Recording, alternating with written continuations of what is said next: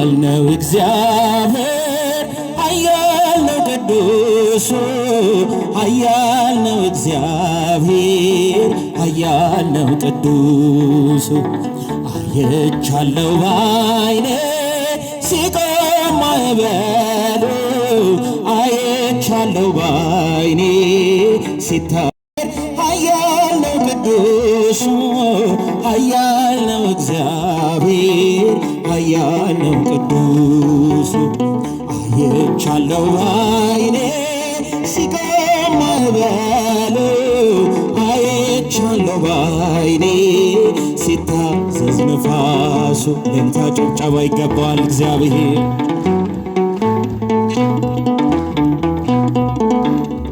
ምድር ጠፈሩ ታዟል ለእርሱ እሳት ፈትሎ ሆኗል ቀሚሱ ድንቅን አድራጊ ታምረኛ ከማዳኑ ጋር ይምጣ ወደኛ ከማዳኑ ጋር ይምጣ ወደኛ ኃያል ነው እግዚአብሔር ኃያል ነው ቅዱሱ ኃያል ነው እግዚአብሔር ኃያል ነው አይቻለው ባይኔ አይቻለው ባይኔ ሲቆም ማዕበሉ አይቻለው ባይኔ ሲታዘዝ ነፋስ። እግዚአብሔር የደረሰላችሁ አምላካችን የጎበኛችሁ አመስግኑት። ታቦር ተራራ ተንቀጠቀጠ ግርማው ሲገለጥ ሁሉ ቀለጠ የክብር ብርሃን ይብራ በልቤ አንተነ ለኔ ውድ ገንዘቤ አንተነ ለኔ ውድ ገንዘቤ ኃያል ነው እግዚአብሔር ኃያል ነው ቅዱሱ ኃያል ነው እግዚአብሔር። እስቲ ድምፃችሁ ይሰማ እሰይ አመስግኑት። አይቻለው ባይኔ አይቻለው ባይኔ ሲታዘዝ ነፋሱ። ለጌታ ጭብጨባ ይገባዋል መድኃኔዓለም።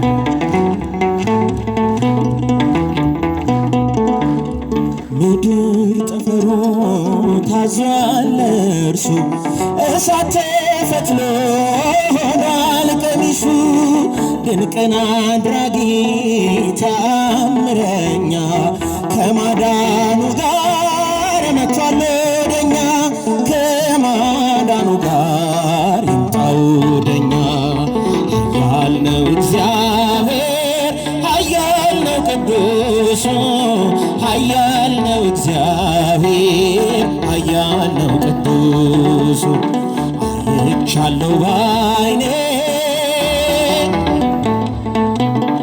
አይቻለው ባይኔ ሲታዘዝ። እስኪ ወንድሞቼ ከፍ አድርጉ ለልዑል እግዚአብሔር።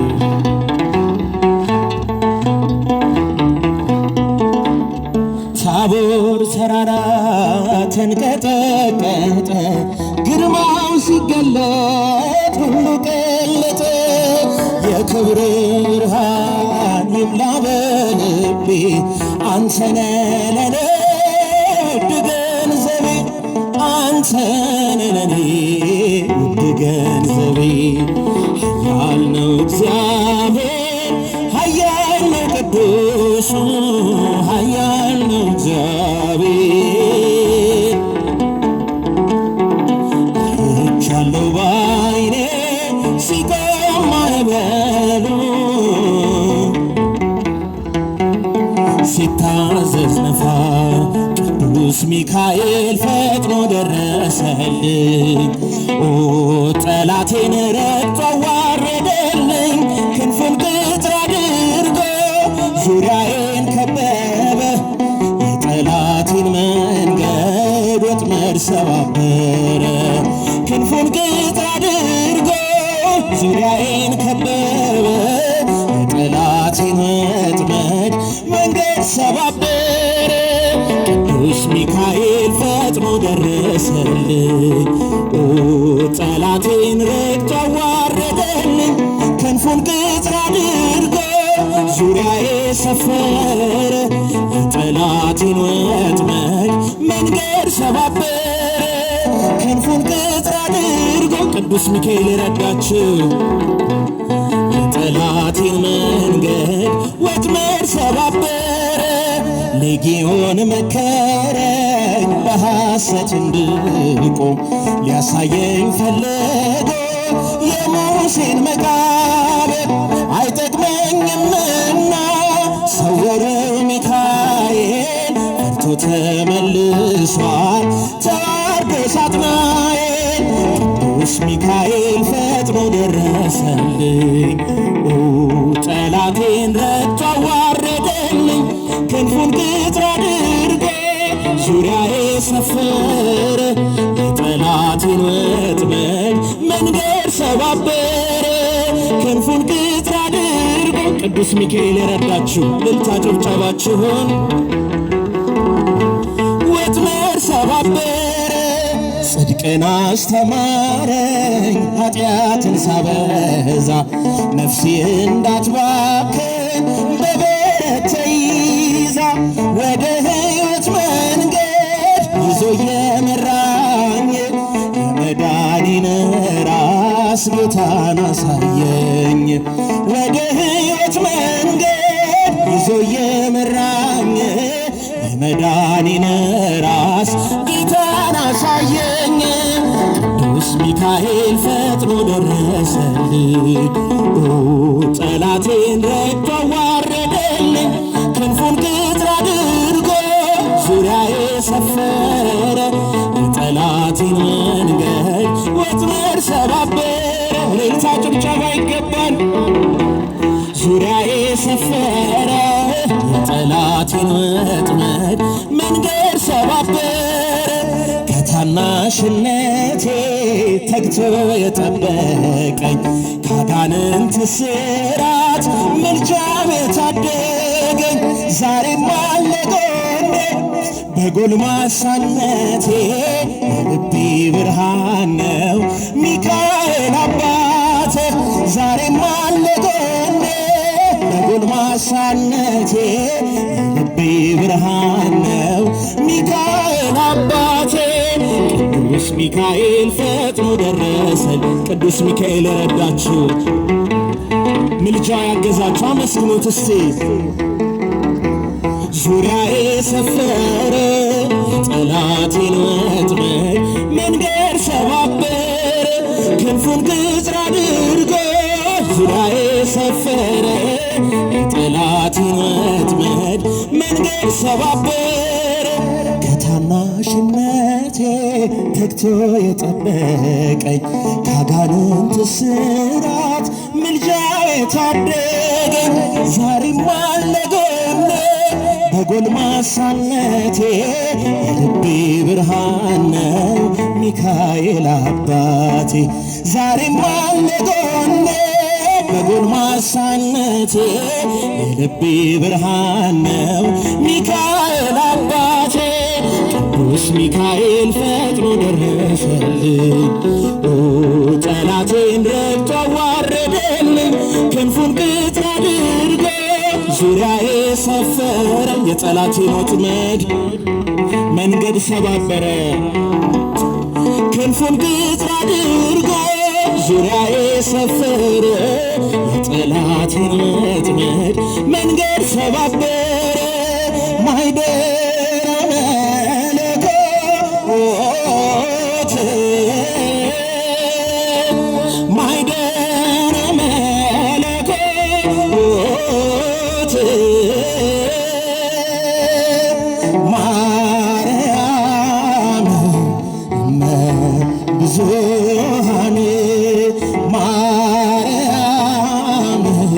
እመ ብዙኃን ማርያም የጭንቅ አማላጃችንን ወላዲተ አምላክን አመስግኗት ሁላችሁም እመ ብዙኃን ማይደረ መለኮት ማይደረ መለኮት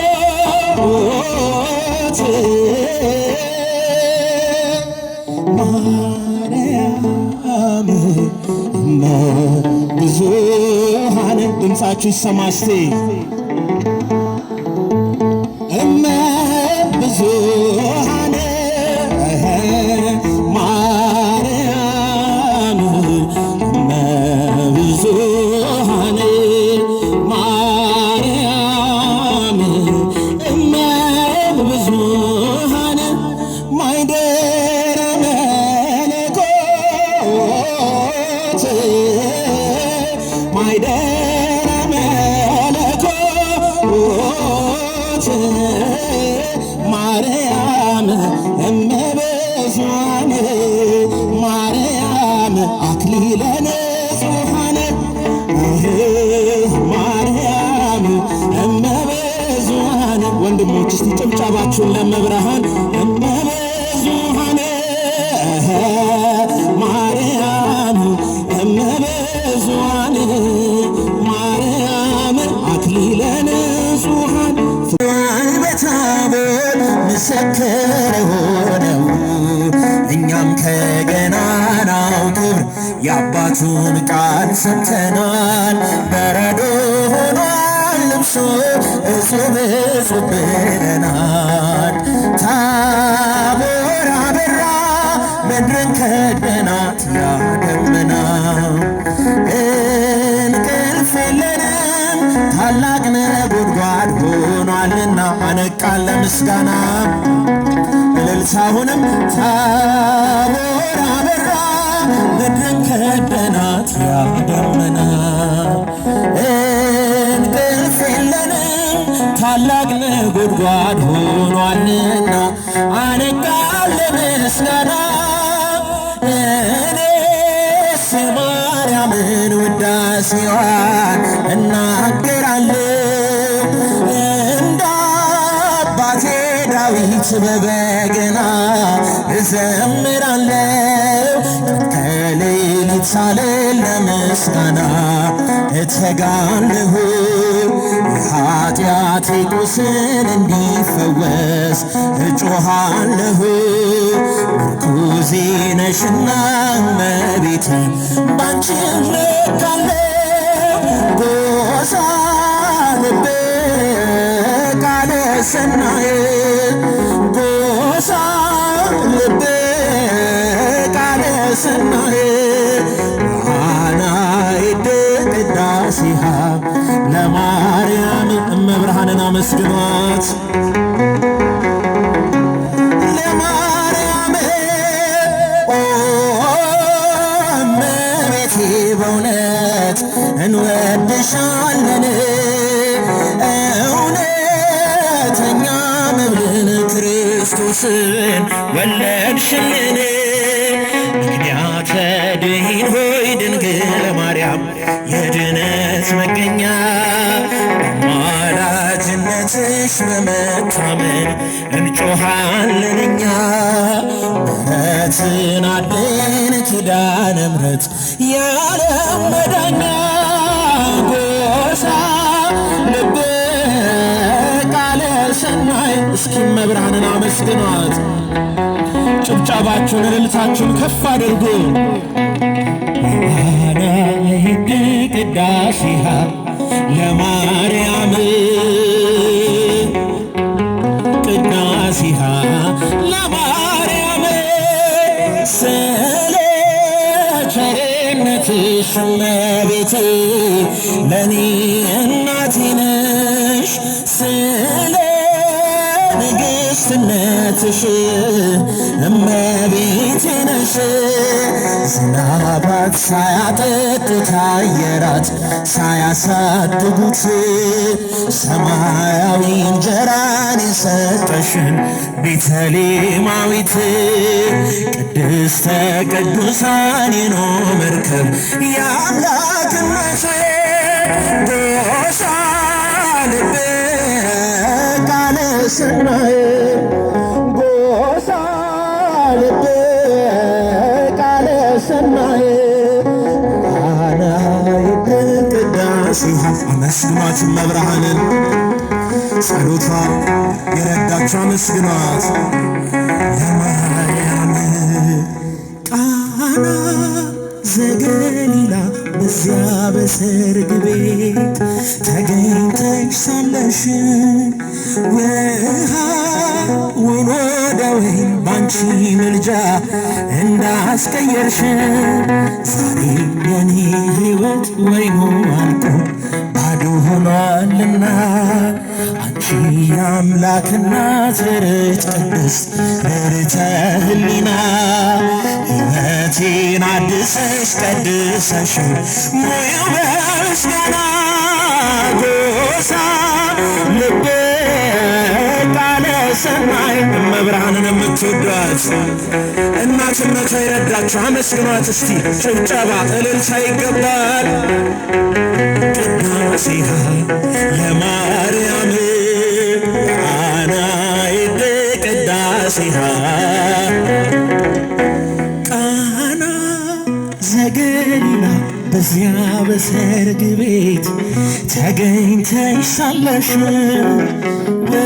ውሃውን ወደ ወይን ባንቺ ምልጃ እንዳስለወጥሽ ዛሬ የኔ ሕይወት ወይኑ አልቆ ባዶ ሆኗልና አንቺ የአምላክ እናት ንጽሕት ቅድስት ርተ ሕሊና ሕይወቴን አድሰሽ ቀድሰሽ ሙያው በምስጋና ጎሳ ልቤ ቃለ ሰናየ ጎሳ ልቤ ቃለ ሰናየ ወአናይት ቅዳሴሃ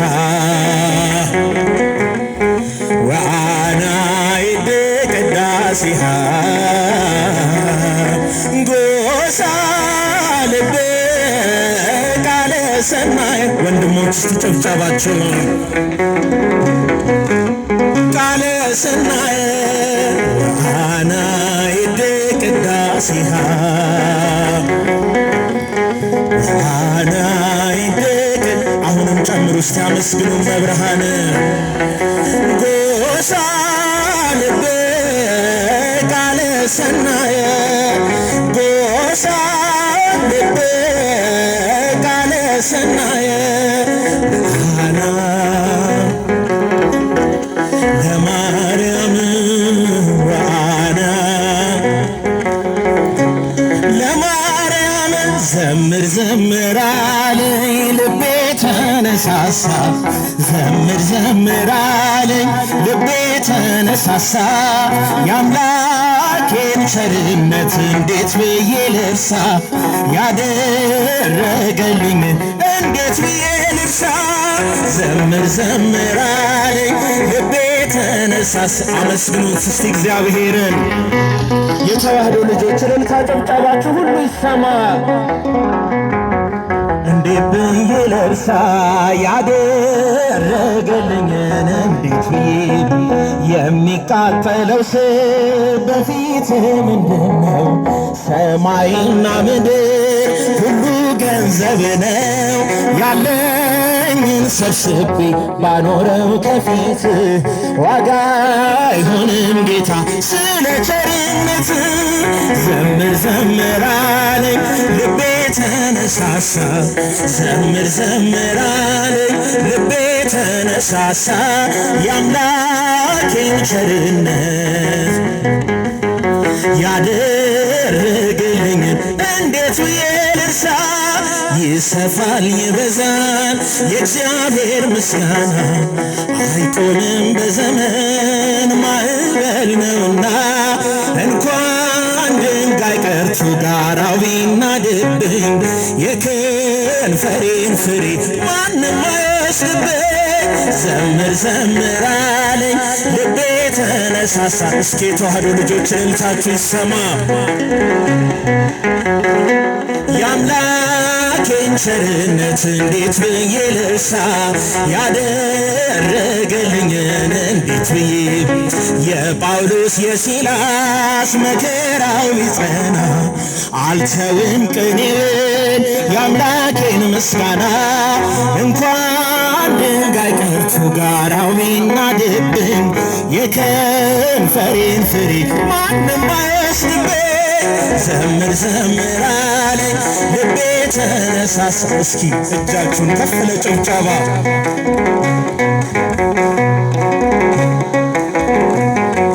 እንዴት ብዬ ልርሳ እንዴት ብዬ ልርሳ የተደረገለት ብዙ የተቀበለ ይኖራል በፍቅሩ እየተቃጠለ ክብሬን ሁሉ ትቼ ልዘምርልህ ይነው ችሎታዬ ላንተ የምሰጥህ። ዘምር ዘምር አለኝ ልቤ ተነሳሳ ዘምር ዘምር አለኝ የአምላኬን ቸርነት እንዴት ብዬ ልርሳ። የመጨረሻ መዝሙር ለማርያም ለማርያም እንዘምራለን ለዘላለም እንዘምራለን ለዘላለም ለማርያም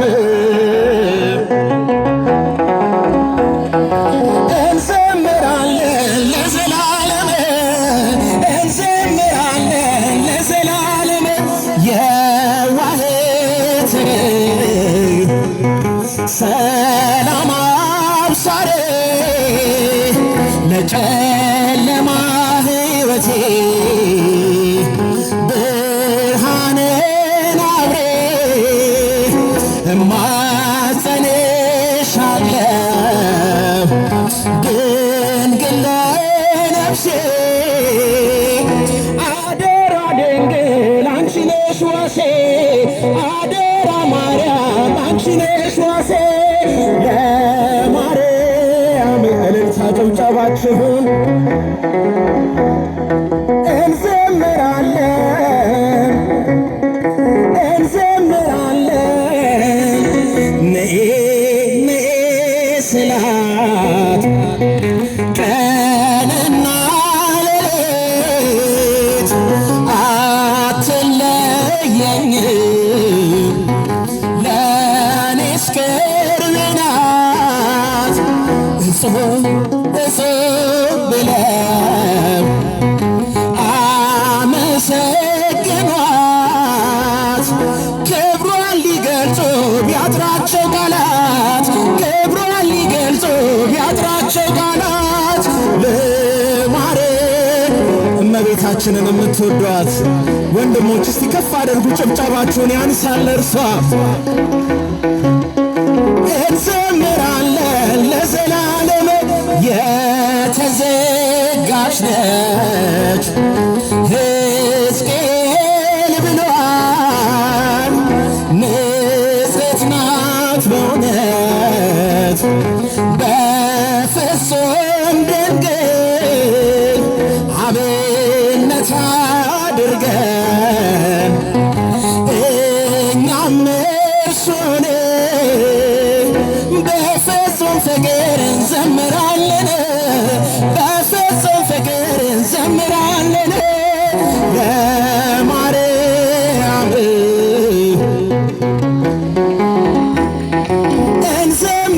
እንዘምራለን እንዘምራለን መጻጋለ እንደመና ዘብል ዘይብል መጻጋለ ጭብጨባ እልልታችሁን ከፍ አድርጉ ዝንቱ ውእቱ ወልደ ዘያፈቅር ዝንቱ ውእቱ ወልደ ዘያፈቅር ዝንቱ ውእቱ ወልደ ዘያፈቅር ወልደ ዘያፈቅር መጣ ቃል ከደመና እንዴ የሚል መጣ ቃል ከደመና እንዴ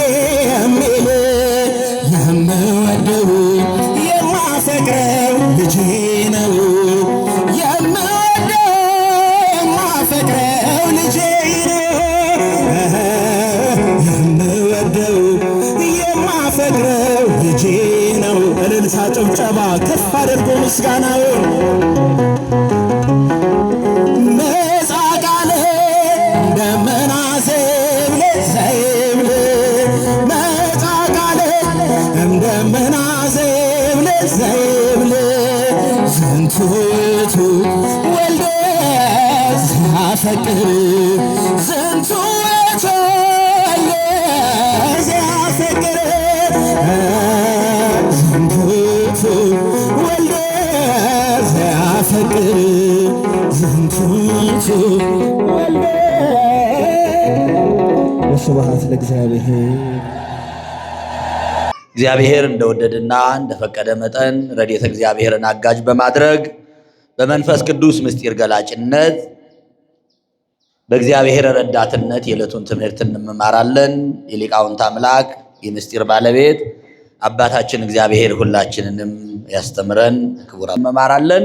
እንግዲህ እግዚአብሔር ወዶና ፈቅዶ አንድ ብለን ከኔ ጋራ የምንመማረው የትምህርት ጉዳይ ወይም ደግሞ የመጽሐፍ ቅዱስ ክፍል አንደኛ ጴጥሮስ ምዕራፍ 5 ቁጥር 6 ጀምሮ እስከ 14ኛው ምዕራፍ እስከ መጨረሻው ድረስ ያለው ማጠቃለያ ወይም ደግሞ የአንደኛ ጴጥሮስ መልእክት ማጠቃለያ ሐሳብ ላይ ነው ያለነው ማለት ነው።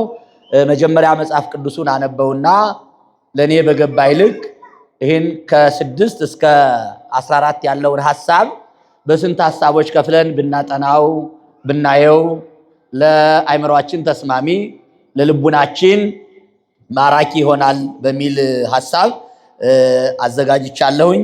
ለመጀመሪያ ጊዜ ግን ሙሉ ሐሳቡን ሁላችሁም አንቡና ከተነበበው ሐሳብ ላይ ሐሳቦችን ወይም ደግሞ ዋና ዋና አንኳር ጉዳዮቹን አንስተን እንነጋገራለን ማለት ነው። አንደኛ ጴጥሮስ ምዕራፍ 5 ቁጥር 6 ላይ ያለው ኃይለ ቃል እንዲህ ይላል። እንግዲህ በጊዜው ከፍ እንዲያደርጋችሁ ከኃይለኛው ከእግዚአብሔር እጅ በታች ራሳችሁን አዋርዱ። እሱ ስለ እናንተ ያስባልና የሚያስጨንቃችሁን ሁሉ በእግዚአብሔር ላይ ጣሉት። በመጠን ኑሩ ንቁም። ባላጋራችሁ ዲያብሎስ የሚውጠውን ፈልጎ እንደሚያገሳ አንበሳ ይዞራልና በዓለም ያሉት ወንድሞቻችሁ ያን መከራ በሙሉ እንዲቀበሉ እያወቃችሁ በእምነት ጸንታችሁ ተቃወሙት።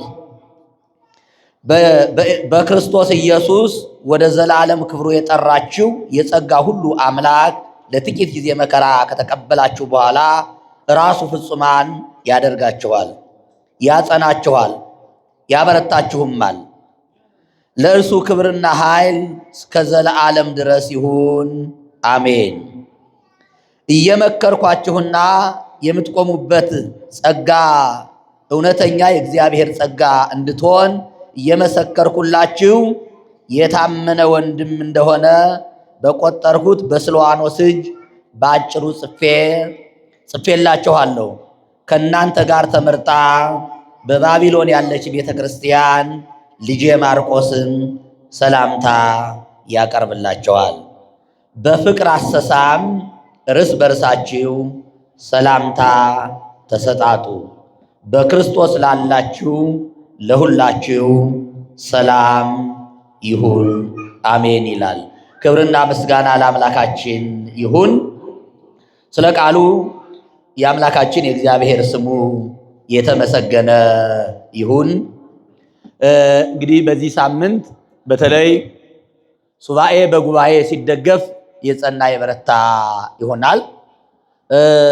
ሱባኤ ይዘን በሱባኤ ላይ ጉባኤ ስንጨምርበት ለመንፈሳዊነታችን የተጠናከረ መረጃ ሙሉ ሰብና ለነገ የሚሆነን ስንቅ የምንይዝበት ስለሆነ ከሌሎቹ አብያተ ክርስቲያናት በተለየ በዚህ አብያተ ክርስቲያናት ላይ ወይም በዚህ ቤተ ክርስቲያን ላይ የሚደረጉ የወንጌል አገልግሎቶች፣ የልማት አገልግሎቶች የእኛን ሕይወት የሚያጠነክሩ ስለሆኑ ይበል የሚባሉና ምእመናንም ከቤተ ክርስቲያኑ ከአስተዳደሩ ጎን፣ ከሰበካ ጉባኤው ጎን፣ ከስብከተ ወንጌሉ ጎን ሁናችሁ ልታጠናክሯቸው የሚገባ በሌላው አብያተ ክርስቲያናት የሌሉ በዚህ ቦታ ላይ እንደተለየ ጸጋ ሁነው የተሰጡ ስለሆነ እነዚህን ማበረታታት ይገባል። እንግዲህ ከቅዱስ ጴጥሮስ መልእክት ምዕራፍ 5 ቁጥር 6 እስከ 14 ድረስ ያለውን ጽንሰ ሐሳብ ባለን ደቂቃና ጊዜ ለመረዳት ለትምህርቱ ለሁሉም የሰጠሁት ርዕስ የእግዚአብሔር እጅ ይላል። የማን እጅ አልኳችሁ? የማን እጅ? የእግዚአብሔር እጅ። የእግዚአብሔር እጅ ምን እንደሆነ ምን እንደሚያደርግ በኋላ በዝርዝር ጉዳይ እናያለን።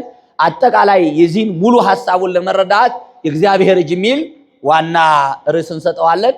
በዋናነት ግን ይህንን የመጽሐፍ ቅዱስ ጥናት ለማየት 10 ነጥቦች ያስፈልጉታል።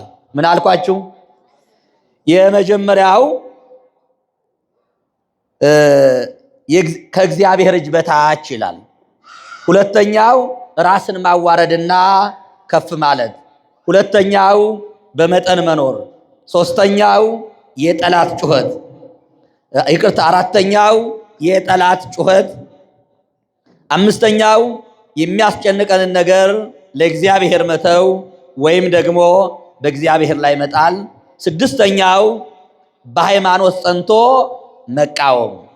ሰባተኛው ጥቂት መከራ ተቀብሎ ብዙ ክብር ማግኘት። ስምንተኛው በስልዋኖስ እጅ የተጻፈች የሰላምታ ደብዳቤ ወይም ደግሞ ባጭሩ የሰላምታ ደብዳቤ ብላችሁ መያዝ ትችላላችሁ። ዘጠነኛው የቤተ ክርስቲያን ሰላምታ። አስረኛውና የመጨረሻው ተአምሆ ቅዱሳን ወይም እርስ በርስ የሚደረግ የፍቅር ሰላምታ። እኒህን 10 ነጥቦችን ያነበብነውን የመጽሐፍ ቅዱስ ሐሳብ አጣበው የያዙ ናቸው። ዝርዝር ጉዳዩን ብናየው የረጅም ጊዜ ትምህርት ነው። በዋናነት ግን የመጽሐፍ ቅዱሱን ሐሳብ በመረዳት ወደ ተግባር ወደ ሕይወት ለመቀየር ወይም ደግሞ ሌላ ጊዜ ቅዱሳት መጻሕፍትን ስናነብ እንዴት ማንበብ እንዳለብን፣ እንዴት መረዳት እንዳለብን፣ እንዴት መርጠን አውጥተን መልእክት ማድረግ እንዳለብን ለማሳየት እንጂ ረጅም ጊዜ የሚወስድ ትምህርት ነው። በጉባኤ ቤት ትምህርት የ3 ቀን ትምህርት ነው። አንድ ጉባኤ ይባላል። አንድ ጉባኤ በትርጓሜ ትምህርት ቤት አንድ ጉባኤ መጀመሪያ ተማሪው ራሱን ችሎ ያጠናል። ካጠና በኋላ ከመምህሩ ቀርቦ ያነባል፣ ይተረጎምለታል። ከዚያ በኋላ ጥያቄ ይጠይቃል። ማብራሪያ አለው፣ ምስጢር አለው። ተዛማጅ ተጓዳኝ ሐሳቦች ከሌላ ከብሉያትና ከአዲሳት ከሌሎቹ መጻሕፍት ጋር እያዛመዱ እያስታረቁ እያመነጀኩ ለማስተዋል ለመረዳት 3 ቀን ይጨርሳል። ግን እናንተ እየተማራችሁትም ስለመጣችሁ ባጭሩ አሁን ባነሳሁት ሐሳብ በቀላሉ መረዳት ስለምንችል በዚህ ሐሳብ እንረዳዋለን ማለት ነው። ይህ አስተምህሮ ዘዴ በእኔ አስተምህሮ ሌሎቹን እንጃ የመጽሐፍ ቅዱስ ጥናት ነው የሚባለው። የምን ጥናት? የምን ጥናት? በዓለማችን ላይ ብዙ አይነት ጥናቶች አሉ። የማዕድን ጥናት አለ፣ የግብርና ሚኒስቴር ጥናት አለ። አጠቃላይ ብዙ አይነት ጥናቶች አሉ። ዋናው ጥናት ግን ተረስቷል። ዋናው ጥናት ምንድን ነው? አቤት! የመጽሐፍ ቅዱስ ጥናት ማለት ስለ ሰው ልጆች ስለ ዓለም ሁኔታ ማጥናት ማለት ነው። መጽሐፍ ቅዱስ የሰው ልጆች በተሰጣቸው ጸጋ፣ ፍቅር፣ ክብር መኖር አቅቷቸው ከእግዚአብሔር ትእዛዝ ወጥተው ከወደቁ በኋላ ለሰው ልጆች መድኃኒት ሆኖ የተሰራ መጽሐፍ ቅዱስ ነው። በሌላ አነጋገር መጽሐፍ ቅዱስ ማለት ለሰው ልጆች ለሕክምና የተሰራ መጽሐፍ ማለት ነው። ስለዚህ የሕክምናን መጽሐፍ ደግሞ በደንብ ማጥናት ይገባል። በደንብ ማወቅ ይገባል። መረዳት ይገባል። መጽሐፍ ቅዱስን ማንበብ፣ መጽሐፍ ቅዱስን መማር፣ መጽሐፍ ቅዱስን ማጥናት ማለት ጊዜ ወስዶ ማጥናት። ማንበብ አንድ ጊዜ ሊሆን ይችላል። መማርም አንድ ጊዜ ሊሆን ይችላል። የመጽሐፍ ቅዱስ ጥናት ማለት ግን ትኩረት ይፈልጋል፣ ጊዜ ይፈልጋል። ከዚያ በፊት ደግሞ መግቢያ ለመጽሐፍ ቅዱስ ጥናት የሚሆን ሌላ እውቀቶችም ያስፈልጋሉ ማለት ነው። ስለዚህ መጽሐፍ ቅዱስ ጥናት ማለት በሰንበት ትምህርት ቤት በእንደዚህ አይነት ጉባኤ ለበረቱ ለጸኑ ተደጋጋሚ ቤተክርስቲያን ለሚገኙ ክርስቲያኖች የሚሰጥ ትምህርት እንጂ ለአልፎ ሀጅ የሚሰጥ ትምህርት አይደለም። ለአልፎ ሀጅ የሚሰጠው ትምህርት ስብከት ነው የሚባለው። የመረጠውን ሰምቶ የወደደውን ይዞ ይሄዳል። ይህ ግን በቅደም ተከተል ሐሳቦችን አንስቶ ለማጥናት ግን ያስፈልጋል። ስለዚህ አሁን ለሁላችንም ዛሬ ብቻ አይደለም መጽሐፍ ቅዱስን ማንበብ፣ መስማት፣ መጸለይ፣ ማጥናት ማለት ከመጽሐፍ ቅዱስ ጋር መገናኘት፣ መዋሃድ፣ አብሮ መሆን፣ የእያንዳንዱን ኃይለ ቃል በመረዳት ማንበብና የሕይወት መመሪያ ማድረግ ማለት ነው። ስለዚህ መጽሐፍ ቅዱስ የጎደለውን የምንሞላበት፣ የጠመመውን የምናቀናበት፣ ሐሳባችን ሲዛባ የሰው ልጆች ሐሳብ ማስተካከያ መጽሐፍ ቅዱስ ነው። እየሰማችሁ ነው? የምን ማስተካከያ? የተንሸዋረረ ሐሳብ፣ የተበላሸ ሐሳብ፣ የተጣመመ ሃይማኖት የሚስተካከለው በመጽሐፍ ቅዱስ ነው። ስለዚህ መጽሐፍ ቅዱስ የሕክምና መጽሐፍ ነው። የቁስለኞች መጠገኛ መጽሐፍ ነው። የተስፋ ቢሶች ተስፋ ሰጪ መጽሐፍ ነው። የምድርና የሰማይ ስለ ሁሉም ነገር የሚያጠና መጽሐፍ ስለሆነ መጽሐፍ ቅዱስን ማጥናት ስለ ራስ ማጥናት ነው።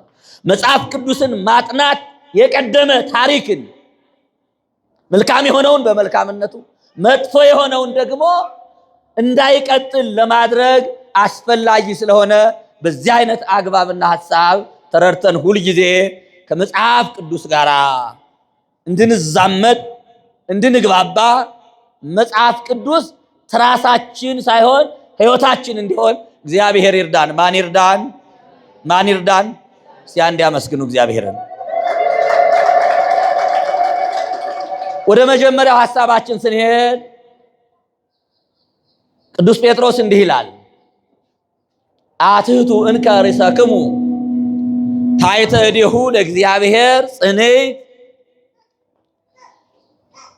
ከኃይለኛ ወይም ደግሞ ከጸናች ከእግዚአብሔር እጅ በታች ራሳችሁን አዋርዱ፣ በጊዜው ከፍ ያደርጋችኋልና። የመጀመሪያው የእግዚአብሔር እጅ ስንል ምን ማለታችን ነው? ከእግዚአብሔር እጅ በታች ነው የሚለው። የእግዚአብሔር እጅ የእግዚአብሔር አብ የእግዚአብሔር አብ እጁ ወይም ደግሞ እዱ መዝራይቱ ኃይሉ ብለን የምንጠራው ራሱ ኢየሱስ ክርስቶስ ተብሎ ይተረጎማል። የእግዚአብሔር አብ እጁ ወደዚህ መጥቶ የወደቀውን ዓለም ያነሳ የእግዚአብሔር ቀኝ እጅ ተብሎ የሚጠራ ራሱ እግዚአብሔር ወልድ ነው። ከእግዚአብሔር እጅ በታች ራሳችሁን አዋርዱ ሲል እግዚአብሔር ከፈጠረው የእግዚአብሔር እጅ ከሁሉ በላይ ነው። ከእግዚአብሔር እጅ በታች ማለት ደግሞ ይሄ ዓለም ማለት ነው። በእግዚአብሔር እጅ የተፈጠረ በእግዚአብሔር እጅ የተሰራ እግዚአብሔር ያደረገው ሁሉ በዚህ ምድር ላይ ባለው ነገር ሁሉ በተለይ የእግዚአብሔር እጅ አሳምሮ የሰራው የሰው ልጅ ነው። ከሰው ልጅ በታች ከእግዚአብሔር በታች ያለ የሰው ልጅ ነው። ከእግዚአብሔር በታች ያለች እመቤታችን ናት። ከእግዚአብሔር በታች ያሉ ቅዱሳን ናቸው። ከእግዚአብሔር እጅ በታች የእግዚአብሔር አብ ልጁ ኢየሱስ ክርስቶስ፣ ከኢየሱስ ክርስቶስ በታች ደግሞ ድንግል ማርያም፣ ከድንግል ማርያም በታች ደግሞ ቅዱሳን። ለእነዚህ ሁሉ በጸሎት በምህላ በምልጃ ራሳችሁን ዝቅ አድርጉ ማለት ነው። ስለዚህ የእግዚአብሔር እጅ የሚለው እግዚአብሔር ወልድን ውሰዱ። በታች የሚለውን ደግሞ ይህን ዓለም መውሰድ ትችላላችሁ። በክብር ስንወስድ ደግሞ ከእግዚአብሔር በታች ከፍጡራን በላይ እመቤታችን ናት። ከዚያ በታች ያለው ደግሞ ቅዱሳን ናቸው። ስለዚህ ከእግዚአብሔር እጅ በታች ሲል ይህን ዓለም ቅዱሳንን እመቤታችንን ያጠቃልላል ማለት ነው። ሌላው የእግዚአብሔር እጅ ይህን ዓለም ሰርታለች። ትንቢተ ኢሳይያስ ምዕራፍ 41 ቁጥር 19 ላይ ይህን ሁሉ እጅ የሰራች ይላል። ሰማዩን የሰራች ምድሩን የሰራች እኛን የፈጠረች የማን እጅ ናት? የማን እጅ ናት? የእግዚአብሔር እጅ ናት ማለት ነው። ሌላው ትንቢተ ኢሳይያስ ምዕራፍ 66 ቁጥር 1 ላይ ሰማይ ዙፋኔ ነው፣ ምድር የእግሬ መረገጫ ናት፣ ምን አይነት ቤት ትሰሩልኛላችሁ? እዴየ ሳረረታ ለምድር ወየማንየ አጽንዓቶ ለሰማይ። እጄ ምድርን መሰረተች፣ ቀኝ እጄም ሰማይን አጸና። ሰማይና ምድር የእጆቼ ስራዎች ናቸው። በምድር ላይ ያሉ ሁሉ የኔ እጅ ስራ ውጤቶች ናቸው። ለኔ ምን አይነት ቤት ትሰሩልኛላችሁ አለ። በምድር ላይ ቤተ መቅደስ መስራት አያስፈልግም እያለ አይደለም። ይህን ያለበት ራሱን የቻለ ጉዳይ አለው እንጂ ሙሴን ምን ብሎታል? በመካከላቸው አድር ዘንድ መቅደስ ስሩልኝ። መቅደስ የሚሰራው ቤተ ክርስቲያን የሚሰራው እግዚአብሔር በመካከላችን ሆኖ በመስዋዕት እንዲባርከን ስንጸልይ ጸሎታችን እንዲሰማ እንዲታረቀን ነው። ይህን ጊዜ ግን እስራኤላውያን መጀመሪያ የእግዚአብሔርን ቤት ሳይሰሩ የራሳቸውን አስቀድመው የራሳቸውን ቤት ሰርተው ስለነበረ የቁጣ አነጋገር ነው። ከፋርስ ከባቢሎን መከራ ብታወጣን አስቀድመን የፈረሰውን ቤተ መቅደስን እንሰራለን ብለው ነበረ። ግን እንደመጡ ያልሆነም 1 ዓመት የራሳቸውን ቤት ሲሉ 2 ዓመት የሌላውን ሲሉ ጨርሰው ረሱት። በዚያ ምክንያት እግዚአብሔር ተቆጥቶ የተናገረው ቃል እንጂ በምድር ላይ ቤተ መቅደስ ቤተ ክርስቲያን መስራት በብሉይ ኪዳን ቤተ መቅደስ በሐዲስ ኪዳን ቤተ ክርስቲያን መስራት አያስፈልግም ማለት አይደለም። እንደሚያስፈልግ ራሱ ቤተ ክርስቲያኔን አንተ አለት ነህ፣ በአንተ አለትነት ቤተ ክርስቲያኔን አንጻታለሁ። የማቴዎስ ወንጌል ምዕራፍ 16 ቁጥር 17 ላይ ያለ ኃይለ ቃል ነው። ይገባል ማለት ነው። ስለዚህ ግን የእግዚአብሔር እጅ ሰማይና ምድርን የሰራች የጸናች ክንድ ናት። ሌላው የእግዚአብሔር እጅ ተዘርግታ ዓለምን የምትመግብ እጅ ናት። መዝሙረ ዳዊት መዝሙር 144 ቁጥር 26 ላይ ያለው ኃይለ ቃል እንዲህ ይላል፣ እጅህን ትዘረጋለህ። ምን ትላለህ? የማን እጅ ነው የተዘረጋው? የማይደክመው የእግዚአብሔር ልጅ እጅ፣ የማይዝለው የእግዚአብሔር እጅ። ትሰፍሕ የማነከ ወታጠግብ ለኩሉ እንስሳ ዘበስራተከ። እጅህን ትዘረጋለህ፣ በጊዜው ለሁሉ ምግባቸውን ትሰጣለህ። እጅህን ዘርግተህ ከሕይወት ላለው ሁሉ መልካሙን ትሰጣለህ ይላል። የእግዚአብሔር እጅ ተዘርግታ ይህን ዓለም ትባርካለች፣ ታስተዳድራለች፣ ትጠብቃለች፣ እኛን ፈጥራለች። የእግዚአብሔር እጅ ተዘርግታ የወደቀውን ታነሳለች። ማንን ታነሳለች? ማንን ታነሳለች? ይህች እጅ ተዘርግታ የእግዚአብሔር እጅ።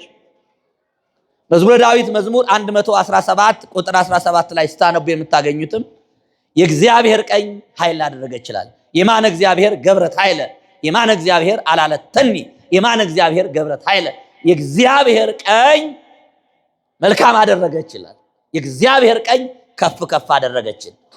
ከሲኦል አንስታ ከፍ ያደረገችን፣ የወደቀውን ዓለም ያነሳች የእግዚአብሔር ስልጣን፣ የእግዚአብሔር ኃይል፣ የእግዚአብሔር ምሕረት፣ የእግዚአብሔር ቸርነት ማለት ነው። ቅድም እንዳልኳችሁ የእግዚአብሔር አብ ልጅ ስንል እግዚአብሔር ወልድ ማለታችን ነው። የእግዚአብሔር ወልድ እጅ ስንል ደግሞ ስልጣኑ፣ ቸርነቱ፣ ማዳኑ ለሰው ልጆች ያደረገው የማዳን ስራ የእግዚአብሔር እጅ ተብሎ ይገለጣል። በውዳሴ ማርያም ፈነወ ለነ መዝራይቶ ልዑለ፣ በሰኞ ውዳሴ ማርያም ልዑል መዝራይቱን ጽኑ ክንዱን ላከልን። ክንዱ የተባለ ኢየሱስ ክርስቶስ ነው። ለምን ክንድ አለው ሲሉ ክንድ ከእጅ ሳይለይ ዝቅ ብሎ የወደቀ ያነሳል፣ ከፍ ብሎ የተሰቀለ ያወርዳል። ደግ ሲሆን የወደቀውን ያነሳል፣ ለክፉም ከሆነ ደግሞ ጠላት መከላከያ ነው። እጅ ምንድነው? እጅ ምንድነው?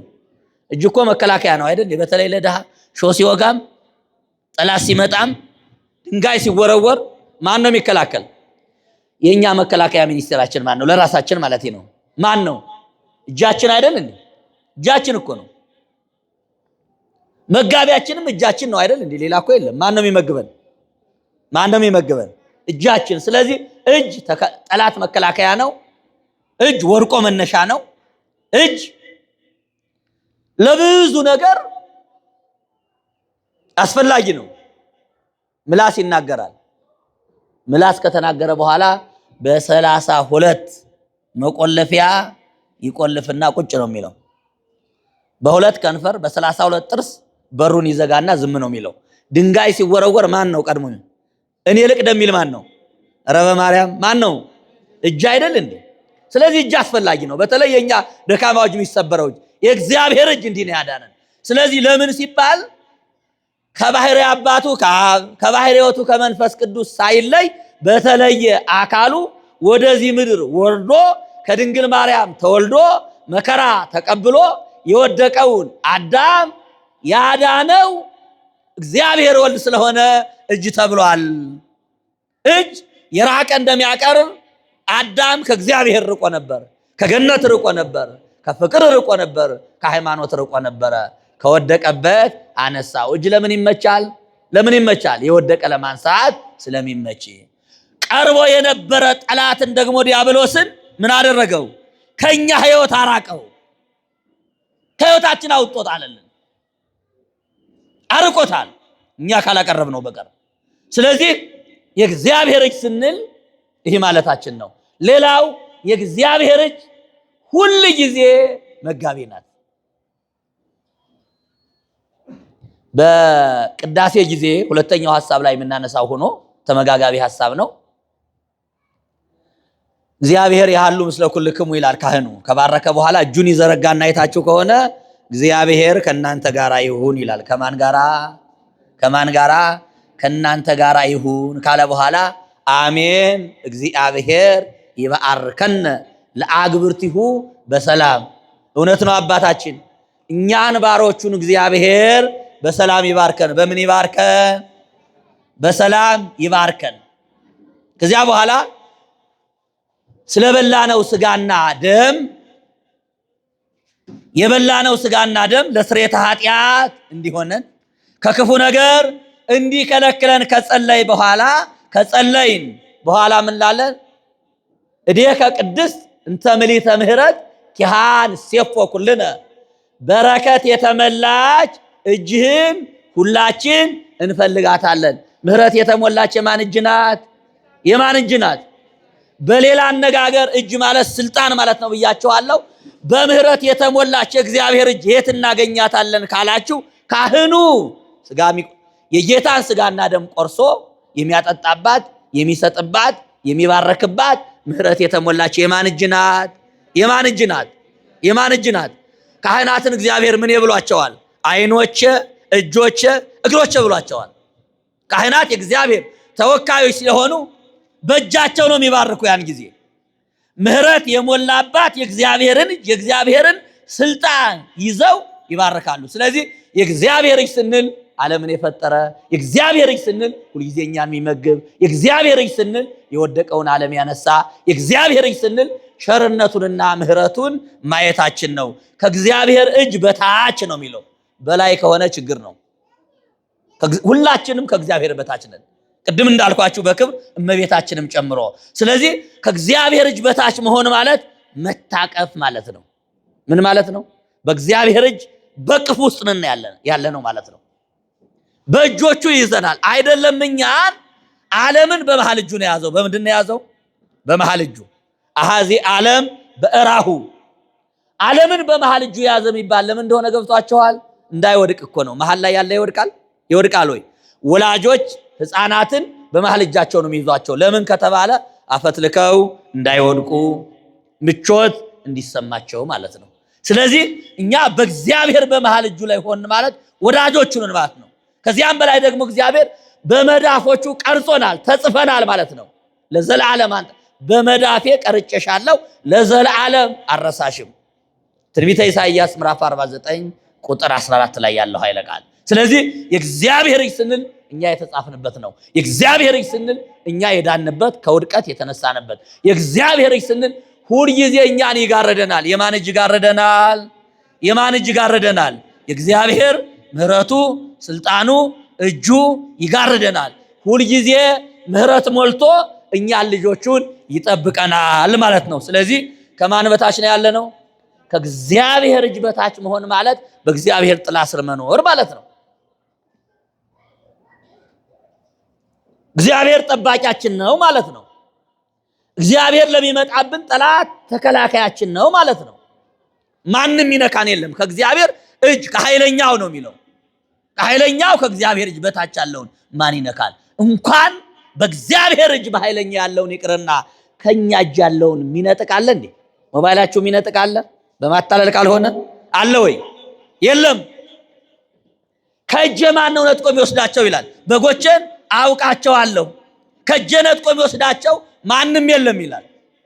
ስለዚህ እግዚአብሔር በእጁ አጥብቆ የያዘን ተኩላ፣ ምንፍቅና፣ ክህደት፣ ኃጢአት ነጥቆ እንዳይወስደን ነው። ስለዚህ ከእግዚአብሔር በታች የሚለው ሐሳብ ይህን ነው የሚያመለክተው። ለሌሎቹ ሐሳብም ጊዜ ለመስጠት ይህንን በዚህ እናልፈውና ሁለተኛው ራስን ማዋረድና ከፍ ማለት። ራሳችሁን ከእግዚአብሔር በታች አዋርዱ ይላል። ራስን ማዋረድ ማለት ምን ማለት ነው የሚለው ሐሳብን ስናይ የመጀመሪያው ራስን ማዋረድ ማለት ትህትናን፣ መታዘዝን፣ አገልግሎትን፣ ተልእኮን ያመለክታል። ዝቅ ማለት ትህትናን፣ አገልግሎትን፣ መታዘዝን ያመለክታል። ሁለተኛው ትህትና፣ ራስን ዝቅ ማድረግ ከኔነት፣ ከትምክህተኝነት፣ ከትዕቢት ርቆ በትህትና ሆኖ ራስን ማዋረድን፣ ኃጢአትን ማመንን፣ ይቅርታ ጠያቂነትን ያመለክታል። ሶስተኛው ራስን ዝቅ ማድረግ ማለት ለመማር፣ ለመባረክ ከእግዚአብሔር ወይም ደግሞ ከእግዚአብሔር ከሆኑ ሰዎች የምንፈልገውን ነገር ለማግኘት ዝቅ ማለት ትህትናን ነው የሚያመለክተው። ክርስቶስ የተወለደው በቤተልሔም ነው። የመውረዱ የመወለዱ ምስጢር ትዕቢተኛውን ዓለም ትህትና ለማስተማር ነው። በቤተ መንግስት መወለድ ይችል ነበር። ከፍ ካለ ቦታ ላይ፣ ዝቅ ካለ ቦታ ነው የተወለደው። ወደ ቤተልሔም ዋሻ የገቡ ሰዎች ዝቅ እያሉ ነው የገቡ። ምን እየተማሩ ነው? ክርስቶስ የተወለደው ዋሻ ውስጥ ነው። ዋሻ ሲገባ ቀጥሎ ነው የሚገባው ነው ወይ? አይደለም። የተወለደ ዕለት ይቅርና ዛሬ ሁሉ ወደ ኢየሩሳሌም የሚሄዱ መንገደኞች ክርስቶስ የተወለደበትን ዋሻ ለማየት ዝቅ ሲሉ ትህትናን እየተማሩ ይመጣሉ። አባታችን ያውቁታል። እና የክርስቶስ ዝቅ ማለት መውረድ ትህትናን ማስተማርና ትዕቢትን ከሰው ልጆች ማስወገድ ነው። ትናንትና በተማራችሁት ላይ እግዚአብሔር ትዕቢተኞቹን ይቃወማል ይላል። አልተማራችሁም? ማንን ይቃወማል? ማን ይቃወማል? ትህትና ላላቸው ሰዎች እግዚአብሔር ምን ይሰጣል? ራስን ዝቅ ማድረግ ቅድም ካልኳችሁ ትርጉም በተጨማሪ ጸጋ ለማግኘት ነው። ራስን ዝቅ ማድረግ አለመዋረድ ለመክበር ነው። ስለዚህ ከእግዚአብሔር በታች ደስ አይልም ቃሉ። ከማን በታች ነው ያለው? ሰው እንኳን ለሰው ዝቅ ይላል እንኳን ለእግዚአብሔር። ከእግዚአብሔር በታች ራሳችሁን አዋርዱ በጊዜው ከፍ እንዲያደርጋችሁ።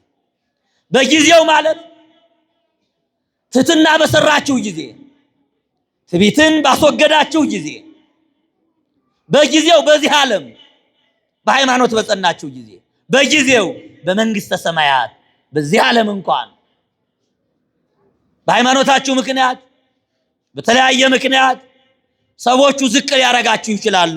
እግዚአብሔር ግን ከፍ ያረጋችኋል በጊዜው። ስለዚህ ከፍ ለማለት ምን ማለት? ዝቅ ማለት። ትዕቢተኛ ላለመሆን ራስን ዝቅ ማድረግ። ስለዚህ ራስን ማዋረድ ማለት በራስ አለመተማመን፣ ራስን አለመቻል፣ ፈሪ መሆን ማለት አይደለም። እግዚአብሔርን መምሰል፣ እግዚአብሔርን ወዳጆች መከተል ማለት ነው። በቤተ ክርስቲያናችን ትምህርት አይታችሁ ከሆነ ዲያቆኑ ምንድን ነው የሚለው መጨረሻ ላይ? አድንኑ አርሥቲክሙ ቅድመ እግዚአብሔር፣ ከእግዚአብሔር ፊት ምን በሉ ይላል? ራሳችሁን ዝቅ አድርጉ። ከማን ፊት? በእደ ገብሩ ካህን ከመ ይባረክሙ መምህር ይላሉ። አንዳንድ ጊዜ ይህ እንኳን ክህነት የሁሉ መጨረሻ ስለሆነ በእደ ገብሩ ካህን ነው። ምክንያቱም መምህርነት የክህነት መደብ አይደለም። ከሰባቱ የክህነት አይነቶች አንዱ ካህን፣ ከዚያ የመጨረሻው ኢየሱስ ክርስቶስም ካህን ተብሎ ነው የተጠራው። የክህነቱም ዋና እንኳን እሱ ነው። ከዚያ በኋላ ቆሞስ፣ ጳጳስ እያለ ሄዳል።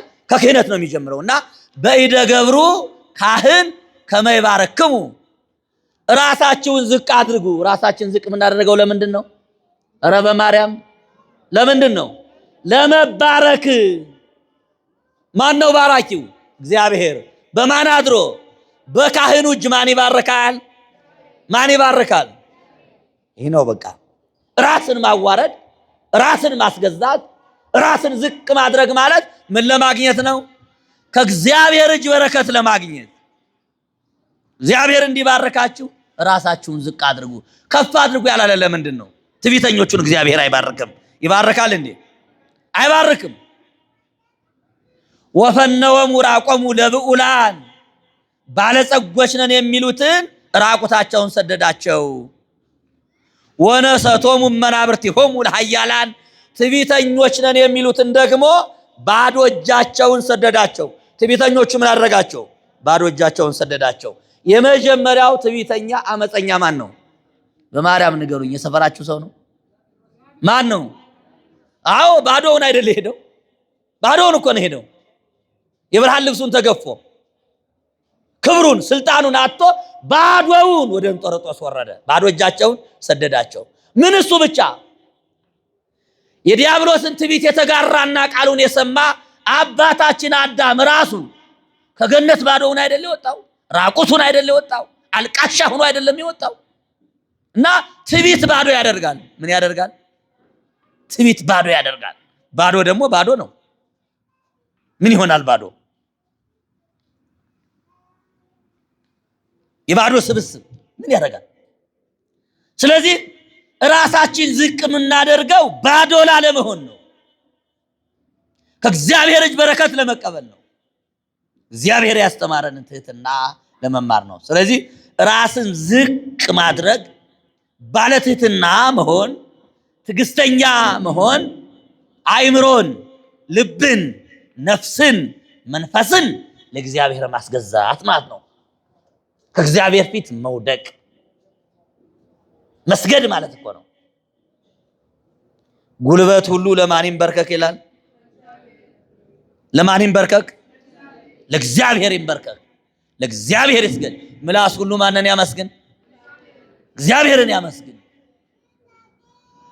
ስለዚህ ራሳችሁን ከእግዚአብሔር እጅ በታች፣ ከኃይለኛው ከእግዚአብሔር እጅ በታች አዋርዱ ማለት በትህትና ኑሩ ማለት ነው። ስለ ትህትና ብዙ አይነት መጽሐፍ ቅዱሶች ተጽፈዋል፣ ታውቋቸዋላችሁ። የትህትናን ልኩን፣ ጥጉን፣ መሰረቱን ያሳየን ግን ክርስቶስ ነው። አብዛኛው ሰው ትህትና የሚመስለው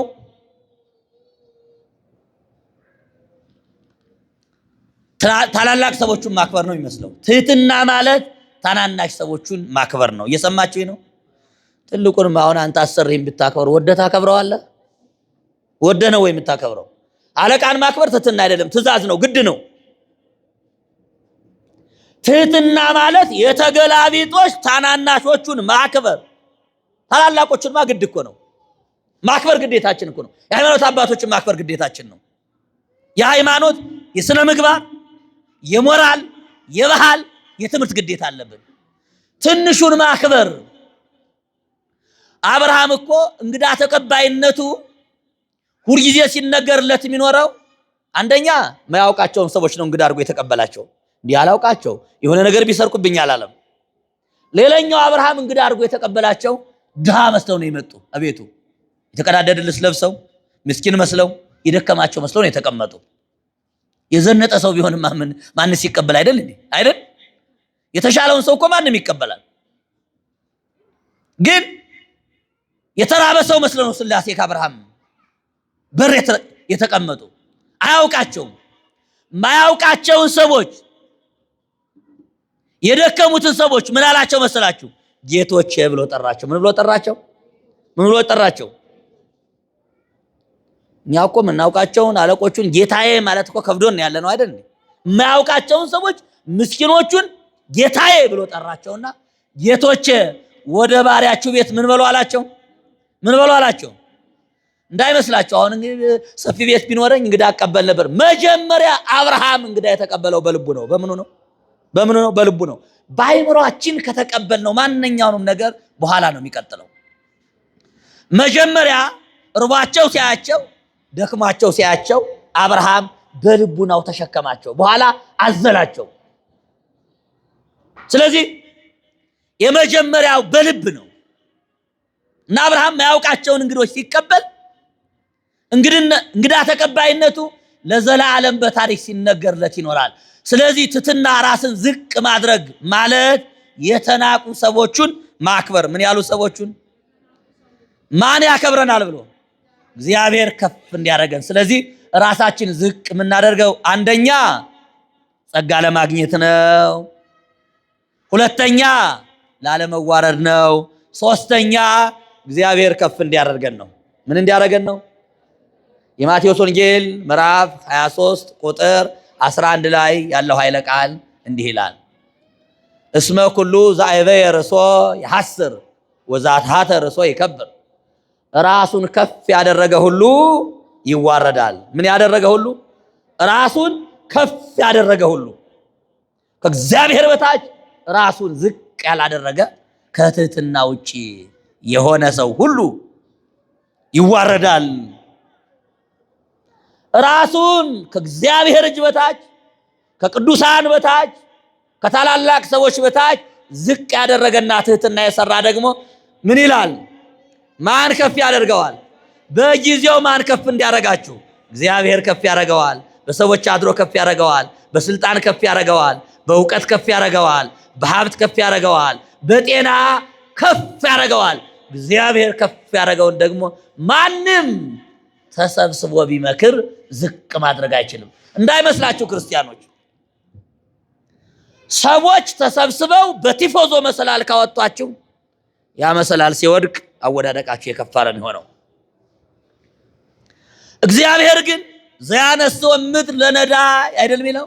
ድሃውን ከመሬት አንስቶ ወያነብሮ ምስለ አበይተ ሕዝቡ ይላል። ከታላላቆቹ ከመኳንንቶቹ ጋር ያስቀምጠዋል። አዎ ዳዊትን ከትቢያ ያነሳና እግዚአብሔር በዙፋን መካከል አስቀመጠው። ስለዚህ እግዚአብሔር ከፍ እንዲያደርገን ራሳችን ዝቅ ማድረግ አለብን። እግዚአብሔር ከፍ ካረጋችሁ በኋላ ሰው ተሰብስቦ እናንተን ለማውረድ ሊሞክር ይችላል። አይችልም። በጎንደር ነገስታት ዘመን አንድ ነገር ተደረገ። የነገስታት ልጆች ንጉስ ይሆኑ ነበረ። ተራቸውን ጠብቀው ጊዜያቸውን ጠብቀው ይሆኑ ነበረ እና የአንድ ንጉስ ልጆች ብዙ ናቸው። አንደኛው መልከ መልካም፣ ለንግስና የተመቸ፣ መልኩ ያማረ፣ አነጋገሩ የቀለጠፈ እና ወንድሞቹ እንደ ዳዊት ማለት ነው ቀድሞ የሚነግስ መሰላቸውና እጁን ቆረጡት። ዮሐንስ የእጁ ይባላል እና አይ ይህ ሰው ቀድሞን ይነግሳል፣ ቀድሞን ከሚነግስ ደግሞ እጁን ከቆረጥ ነው አንድ እጅ ስለሆነ ነውር ስላለበት የአባታችን መንግስት አይቀማንም አሉና እጀ ቆማጥ አረጉት። ምን አረጉት? እጁን ቆረጡትና ደግሞ የቅጽል ስሙ ደግሞ ምን ይባላል? ዮሐንስ የእጁ ነው የሚባለው እና አምባ ውስጥ አስገቡት። የነገስታት ልጆች የሚቀጡበት የሚኖሩበት ሳይታሰሩ አምባ ይባላል። እዚያ ውስጥ ገብተው ነው የሚኖሩት። ከዚያ ውስጥ አስገቡት።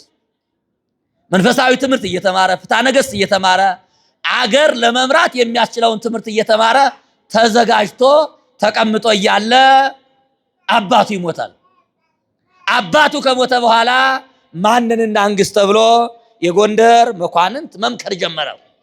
የትኛው ይሻላል ሲባል እጁን ባይቆረጥ ኑሮማ እንደ ዮሐንስ ያለ ንግግር አዋቂ፣ መንፈሳዊ በመንፈሳዊ ትምህርት የበሰለ ታሪክ አዋቂ፣ ሰው አክባሪ አልነበረም። ነገር ግን እጁ ስለተቆረጠ ደግሞ ቆማጣ ነገሱ እንባላለን ተብሎ መኳንንቱ መከሩ። አይ ያሉ መኳንንቱ የሀገር ሽማግሌ መከራ። ወጣቶቹ ተሹመው አገር ከሚቆርጡ እጁ የተቆረጠው ዮሐንስ አገር ቢያስተካክል ይሻላል ተብሎ ተሾመ።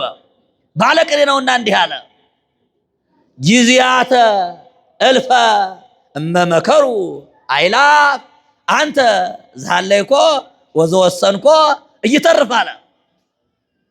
ቁምጥና ከሹመት አላስቀረኝም።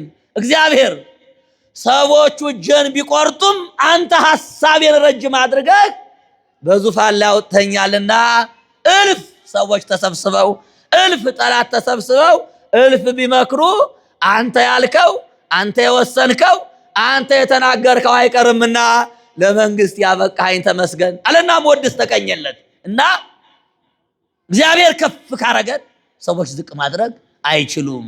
ስለዚህ ራስን ዝቅ ማድረግ ከፍ ለማለት ነው። በጊዜው እግዚአብሔር ከፍ እንዲያደርገን በጾም በጸሎት በንስሐ በትህትና ሰዎቹን በማክበር ለመባረክ ራሳችን ምን ማድረግ አለብን? ዝቅ ማድረግ አለብን። ሁለተኛው ሐሳብ ይሄ ነው። ወደ ሶስተኛው ሐሳብ ስንሄድ የተወደዳችሁ ክርስቲያኖች በመጠን መኖር ነው የሚለው። ጥበቡ እንከ ወአጥቡ ልበክሙ ይላል። ጥበበኛ ሁኑ ልቡናችሁንም ብልሃተኛ አድርጉት ንቁ ሁኑ የሚለውን የአማርኛው መጽሐፍ ቅዱስ ተረጉመው በመጠን ኑሩ ይላል። ሐሳቡ እንዳይረዝም ባጭር ለማስረዳት በመጠን መኖር ማለት ድሃ መሆን፣ የተቀደደ ጫማ መልበስ፣ አለመስራት ማለት አይደለም። መጠን ማለት ልክ ነው። ክርስትናው በሰጣችሁ ስርዓት ልክ በፍቅር በልግስና በሕግ በስርዓት ማለት ነው። መጠን ማለት ሕግን ስርዓትን ነው የሚያመለክተው። ልክ ለሁሉም ልክ አለው አይደል? ልክ አለው ለሁሉም። ለስርዓተ ቤተ ክርስቲያን ልክ አለው፣ ለአመጋገባችን ልክ አለው፣ ለአኗኗራችን ልክ አለው፣ ለፍቅራችን ልክ አለው። ሁሉም ነገር የሚበላሸው ከልክ ሲያልፍ ነው አይደል? ከልክ ሲያልፍ ነው። የባልና ሚስት ፍቅር ልክ አለው። ሲቀንስም ይበላሻል፣ ሲያልፍም ይበላሻል። የእናትና የልጅ ፍቅር ልክ አለው። የሃይማኖት ፍቅር ልክ አለው። የሃይማኖት አባቶችን የምንወድበት የምንተገብርበት ልክ አለው። ከልክ ከወጣ በእኛ የቅኔ ትምህርት ዜማ ልክም ይባላል። 5 ከሆነ 6 ካረገው ሰበርከው ይለዋል። ይሰበራል አይደል? ከልክ ሲያልፍ ይሰበራል። ብዙ ትዳሮች የተሰበሩት ከልክ አልፈው ነው። ብዙ ሀገራት የተሰበሩት ከተሰራላቸው የሥርዓት ድንበር አልፈው ነው። ስለዚህ በመጠን ኑሩ ማለት በሃይማኖታችሁ በኑሯችሁ በልክ በሚጾሙበት ጊዜ ጹሙ፣ በሚበላበት ጊዜ ብሉ፣ በሚታዘንበት ጊዜ ዘኑ፣ በሚደሰትበት ጊዜ ተደሰቱ፣ አትቀላቅሉ ማለት ነው። አንዳንድ ሰው ሙሉ ፋሲካ ጾም ይበላና የፋሲካ ዕለት የሚራብ ሰው አለ። ይገርማቸዋል። ኑሮ የተገላበጠበት ማለት ነው።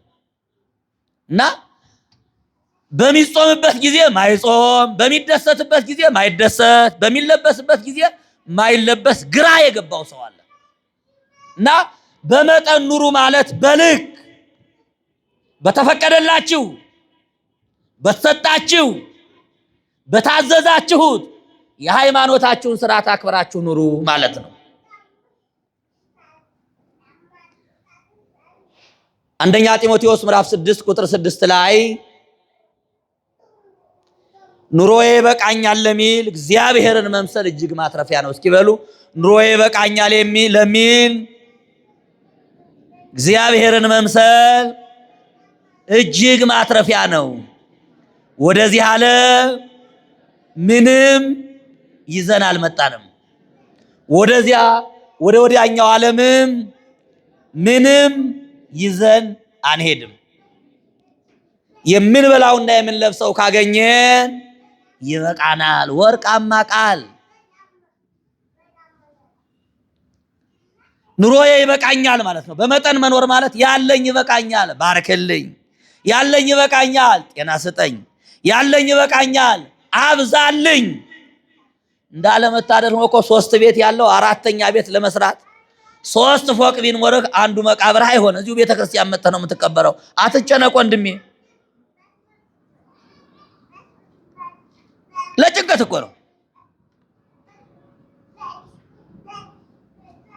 5 ጫማ ቢኖር 5ቱን አንድ ቀን አናደርገው። ለ5 ቀን ነው የሚሆነው አይደል? ምናልባት እንደው የትኛው ይሻላል እያል ለማማራር ጊዜ ሊወስድብን ይችላል። ስለዚህ በመጠን መኖር ማለት በሃይማኖታችንም በስጋዊ አኗኗራችንም በአመጋገባችንም ባለባበሳችንም ከሰው ጋር በምንኖረው ማህበራዊ ኑሮም ልክ ኑሮዬ ይበቃኛል ማለት እግዚአብሔርን መምሰል እጅግ ማትረፊያ ነው። በልክ በመጠን በስርዓት በሕግ በመጽሐፍ ቅዱሳዊ ቀኖና የሚኖር ሰው ትርፉ እግዚአብሔርን መምሰል ነው። ከዚያ ውጭ ሌላው ትርፍ ነው። ወደዚህ ምድር ስንመጣ ራቁታችን መጣን፣ ስንሄድም ራቁታችን እንሄዳለን። ያመጣነው ነገር የለም። በዚህ ምድር ላይ ስንኖር የምንበላው የምንጠጣው የምንኖርበት ካለ ይበቃናል። ስለዚህ ያለኝ ይበቃኛል ማለት በልክና በመጠን በታዘዘው ልክ በተሰራው ስርዓት መኖር ማለት እንጂ ድሃ መሆን ማለት አይደለም። አትብሉ፣ አትጠጡ፣ አትልበሱ፣ አትነግዱ አልተባለም። ሁሉም ተፈቅዶልናል። ምን አልኳችሁ? ግን ሁሉም አይጠቅመንም። ይጠቅመናል እንዴ? ብርሃነ ዓለም ልሳነ ፍረት ቅዱስ ጳውሎስ እንዲህ ይላል። አንደኛ ቆሮንቶስ ምዕራፍ 6 ቁጥር 16 ላይ ባለው ኃይለ ቃል ሁሉም ተፈቅዶልኛል ግን አይጠቅመኝም። እስኪ በሉ ሁሉም ተፈቅዶልኛል ግን አይጠቅመኝም። በመጠን መኖር ማለት ከተፈቀደው የልካችን የተመጠነልንን ሚጠቅመንን መውሰድ ማለት ነው። ወደ አራተኛው ሐሳብ ስንሸጋገር የተወደዳችሁ ክርስቲያኖች ምናልባት ሰዓቱ መሄድ ከሆነ አጠር እያደረኩ ምናልባት አንድ ላይ ያለውን ሐሳብ ወደ ማቀራረብ ሄዳለሁ ማለት ነው። የጠላት ጩኸት የሚለው እንግዲህ በመጠን ኑሩ፣ ባላጋራችሁ ዲያብሎስ የሚውጠውን አጥቶ እንደሚያገሳ አንበሳ ያገሳልና በመጠን ኑሩ ነው የሚለው። አሁን በመጠን መኖራችን፣ በልክ መኖራችን፣ በስርዓት መኖራችን የጠላታችን የዲያብሎስን ጩኸት፣ የዲያብሎስን ፈተና፣ የዲያብሎስን አቅም ለማድከም ነው። አቅም ማለት አጥር ማለት ነው፣ መንፈሳዊ ትጥቅ ማለት ነው። እና ጠላታችሁ ዲያብሎስ ነው የሚለው የሚውጠውን አጥቶ ይፈልጋልና የዲያብሎስ አፍ ሁልጊዜ በእኛ ላይ የተከፈተ ነው። ካንቀላፋን፣ ካልጸለይን፣ ራሳችንን ካልጠበቅን፣ መንፈሳዊ ዝለት ከገጠመን ያሸንፈናል ማለት ነው። ዲያብሎስ ጠላት የተባለ ዲያብሎስ ነው። ከመጀመሪያ ጀምሮ ምናችን ነው? ጠላታችን ነው። ከገነት ያስወጣን ጠላታችን። አንወደውም። ትወዱታላችሁ እንዴ? አንወደውም ሰይጣን። ለምንድን ነው ማንወደው? ለምንድን ነው? ጠላታችን ስለሆነ ነው። ሁለተኛ ውደዱት አልተባልንም። ሶስተኛ ብንወደውም አይወደንም። ይወደናል እንዴ? እመቤታችን እንወዳታለን። ማርያም ሆይ ስለዚህ ነገር እንወድሻለን። ለምን?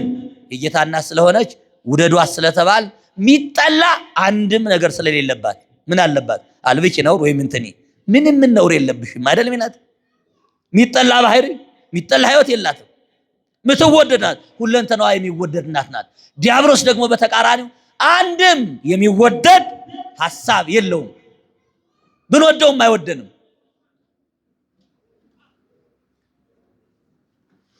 አንድ ድሮ እንደው ኑሮ ይንካው በምን ይንካው አላቅምና ጠላት ወዳጅ ላይ ሆን አልለማመጥም የሚል የሆነ መፎክር ነበረው ያንድ ሰው።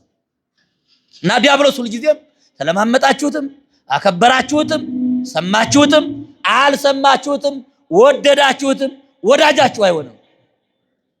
ሲወዱት ይብስ እንደገና ሲጠሉት ነው የሚወድሱ። ሲጠሉት ተስፋ ይቆርጣል፣ ሲወዱት ግን ይዞ ይሞታል። ስለዚህ የዲያብሎስ ጩኸት ማለት የዲያብሎስ ሁልጊዜ ዲያብሎስ በሌላ አገላለጽ ዲያብሎስ የሚፈልገውን የሚውጠውን አጥቶ ይጮሃል ማለት ዲያብሎስ አይተኛም፣ አያንቀላፋም፣ አይደክምም፣ ጥሮታ አይወጣም ማለት ነው። ጠላታችን ዲያብሎስ ጥሮታ የማይወጣ የማይደክም ኑሮ የማይከብደው ጠላት ነው ማለት ነው። ሁልጊዜ አፉን ከፍቶ ማለት ሁልጊዜ አቀባብሎ ለመተኮስ የሚጠብቀን ጠላት ማለት ነው። ሁልጊዜ አፉን ከፍቶ ለሚጠብቀን ጠላት ደግሞ ምክንያት አለመስጠት። ኤፌሶን ምዕራፍ 4 ቁጥር 27 ላይ እንዲህ ይላል፣ ይተሃቡ ፍኖተ ለሰይጣን ለዲያብሎስ ፋንታ መንገድ አትስጡት ይላል። አትስነፉ ማለት ነው። ጸሎት አታቋርጡ ማለት ነው። አትጣሉ ማለት ነው። ከቤተ ክርስቲያን አትለዩ ማለት ነው። ትንሽ መንገድ ካገኘ ይውጣቸዋል። ለምን? አፉን ከፍቶ ነው የሚጠብቀን። ስለዚህ ዲያብሎስ እንደሚያገሳ አንበሳ፣ አንበሳ ሁለት ትርጉም አለው፣ በሰፊው አልሄድበትም። አንበሳ የኢየሱስ ክርስቶስ ምሳሌ ነው። አንበሳ የቅዱሳን ምሳሌ ነው። አንበሳ የኃይል ምሳሌ ነው። በዚህ በቅዱስ ጴጥሮስ አንጻር ደግሞ አንበሳ የሰይጣን ምሳሌ ሆኖ ተወስዷል። እንደሚያገሳ አንበሳ፣ አንበሳ ላሞቹን ሲያገኛቸው መንገድ ላይ ይሰብራቸዋል፣ ያጠቃቸዋል። መንገድ ላይ ሆኖ ሲጮህ ደግሞ የአንበሳ ድምፅ፣ በተለይ አንበሳ ካጠገብ ሆኖ ሲጮህ የጸነሱ ላሞች ይጨነግፋሉ፣ በደም መውለድ አይችሉም። ድምፁ ያስፈራቸዋል፣ ያናውጻቸዋል። በዚህ ነው የመሰለው እና እንደሚያገሳ አንበሳ፣ አንበሳ ሲያገሳ ላሞች እንደሚደነግጡ፣ ላሞች በሆዳቸው ያለ ጽንሳቸው እንደሚጨነግፍ ሁሉ ዲያብሎስ መንፈሳዊ ዓላማችሁን፣ ዲያብሎስ የመንግስተ ሰማይ ጉዟችሁን፣ ዲያብሎስ መንፈሳዊ ሕይወታችሁን እንዳያቀጭጫችሁ፣ እንዳያስደነግጣችሁ፣ ከዓላማ እንዳያናጥባችሁ፣ ወደኋላ እንዳይላችሁ ምን በሉ? በመጠን ኑሩ፣ ተቃወሙ፣ ትጉ ማለት ነው። ስለዚህ የጠላት ጩኸት ማለት ዲያብሎስ ሁል ጊዜ እኛን የሚያጠቃበትን መሳሪያ ዘርግቶ አፉን ከፍቶ ይጠብቀናል። እኛ ደግሞ እንዳይውጠን መጠንቀቅ፣ መጠበቅ፣ መንቃት፣ በሃይማኖት መንቃት፣ በጸሎት መንቃት፣ መከላከል። መከላከያውን ልንገራችሁ። ዲያብሎስ አፉን ከፍቶ እንዳይውጠን መከላከያው የኤፌሶን ምዕራፍ 6 ቁጥር 13 ጀምራችሁ ስታነቡ አጠቃላይ መንፈሳዊ ትጥቆቹን ይነግራችኋል ቅዱስ ጳውሎስ። ጠባችሁ ከስጋና ከደም ጋር አይደለም ከጨለማ አበጋዞች ጋር ነው ይላል። የሚያንበለብል ሰይፍ ያዙ፣ እሱም የእግዚአብሔር ቃል ነው። የጦር ዕቃ ልበሱ፣ የእምነት ጋሻችሁን አንሱ ይላል። ስለዚህ ጠላታችን ዲያብሎስ አፉን ማዘጋት የምንችለው በእምነት ጋሻ ነው። ስለዚህ የጠላት ጩኸት ማለት ጠላታችን ዲያብሎስ እኛን ለመዋጥ የማያንቀላፋ፣ የማይሰለች፣ የማይደክም ሁልጊዜ አብረነው ስንኖር እንኳን አንድ ቀን ወዳጅ የማያደርገን ሁልጊዜ ጠላት መሆኑን አውቆ ተጠንቅቆ መኖር እንደሚገባ ሲነግረን ነው። አምስተኛው የሚያስጨንቃችሁን ነገር በእግዚአብሔር ላይ ጣሉ ነው የሚለው። እሱ ስለ እናንተ ያስባልና። በአጭር ቋንቋ ለመረዳት ይህን የማቴዎስ ወንጌል ምዕራፍ 5 ቁጥር 25 ጀምራችሁ አንቡት። የሚያስጨንቁን ነገሮች ምንድናቸው ብለን ስናነሳ ምን እንበላለን፣ ምን እንጠጣለን፣ ምን እንለብሳለን፣ እንዴት እንኖራለን ብላችሁ አትጨነቁ። ይህንስ አባታችሁ እግዚአብሔር አዘጋጅቶላችኋል ነው የሚለው። አሁን የሚያስጨንቀን መብል ከሆነ፣ መጠጥ ከሆነ፣ ልብስ ከሆነ፣ መኖሪያ ከሆነ እግዚአብሔር አዘጋጅቶልናል። እግዚአብሔር አዘጋጅቶልናል። እግዚአብሔር አዘጋጅቶልናል ማለት ሰርተን የምንበላበትን አቅም ሰጥቶናል። ምናልባት አሁን ዘመኑ እየሰለጠነ ሲሄድ አንዱ ያንዱን እየቀማ እንጂ እግዚአብሔር ለሁላችን ነው የፈቀደው። ግን በአንድም በሌላም ነገር ሰዎቹ ከኛ ቀድመው ከኛ ሰልጥነው በአንድም በሌላ ነገር የኛን እድል ጨምረው ይዘው እንጂ ሁሉም እኛ ቤት አልባ ሆነን 3 ቤት ያለው ሰው ካለ በአንድም በሌላም ነገር ቀድሞን የኛን እድል ደርበው ይዘዋል ማለት ነው እንጂ እጃችን እኩል ነው፣ እግራችን እኩል ነው። እንደየ ተሰጠን አቅም ብንሰራ ይህን ማግኘት እንችላለን። እግዚአብሔር ይህን ፈቅደዋል። የፈቀደውን ከኛ ስንፍና ከኛ ድካም ወይም ደግሞ ከሰው ሰራሽ ነገር ካልሆነ ውጪ እግዚአብሔር ይህን ሰጥቶናል። ይህንማ አሕዛብ ሳይቀር ይፈልጉታል። ይህንማ ሰማያዊ አባታችሁ ሳትፈልጉ ለአባታችሁ አዳም አስቀድሞ ሰጥቶታል። እጅ መስጠቱ እኮ የምትሰሩበት ነው። ዓይን መስጠቱ እኮ የምታነቡበት ነው። አንደበት መስጠቱ እኮ ተናግራችሁ የምታገኙበትን መንገድ ነው። አካላችሁን ሲሰራው እኮ ሰርታችሁ እንድትበሉ አድርጎ እግዚአብሔር ሰጥቷችኋል። እናንተስ አስቀድማችሁ መንግስቱንና ጽድቁን ሹ። ስለዚህ የሚያስጨንቃችሁን ነገር በእግዚአብሔር ላይ ጣሉ ማለት የቻላችሁትን ሰርታችሁ ከእናንተ በላይ የሆነውን እግዚአብሔር ያውቃል በሉ። ለእግዚአብሔር ስጡ፣ እግዚአብሔር ያከናውንላችኋል። መዝሙር 54 ቁጥር 11 ላይ ያለው ኃይለ ቃል ደግሞ እንዲህ ነው የሚለው፣ ግድፍ ላይ ለእግዚአብሔር ህሊናከ ውእቱ ይሴሰየከ። ሐሳብህን በእግዚአብሔር ላይ ጣል፣ እግዚአብሔር ይመግብሃል ይላል። ማን ይመግብሃል? ማን ይመግብሃል? እጅህን አጣጥፈህ መስሪያ ቤት ሳትሄድ ሳትማር ሳትነግድ ሱቅ ሳትከፍት ኑር ማለት አይደለም። በሕግ አምላክ ስራ ተብላል። ስራ ምንድነው የሚለው መጽሐፍ ቅዱስ? ያልሰራ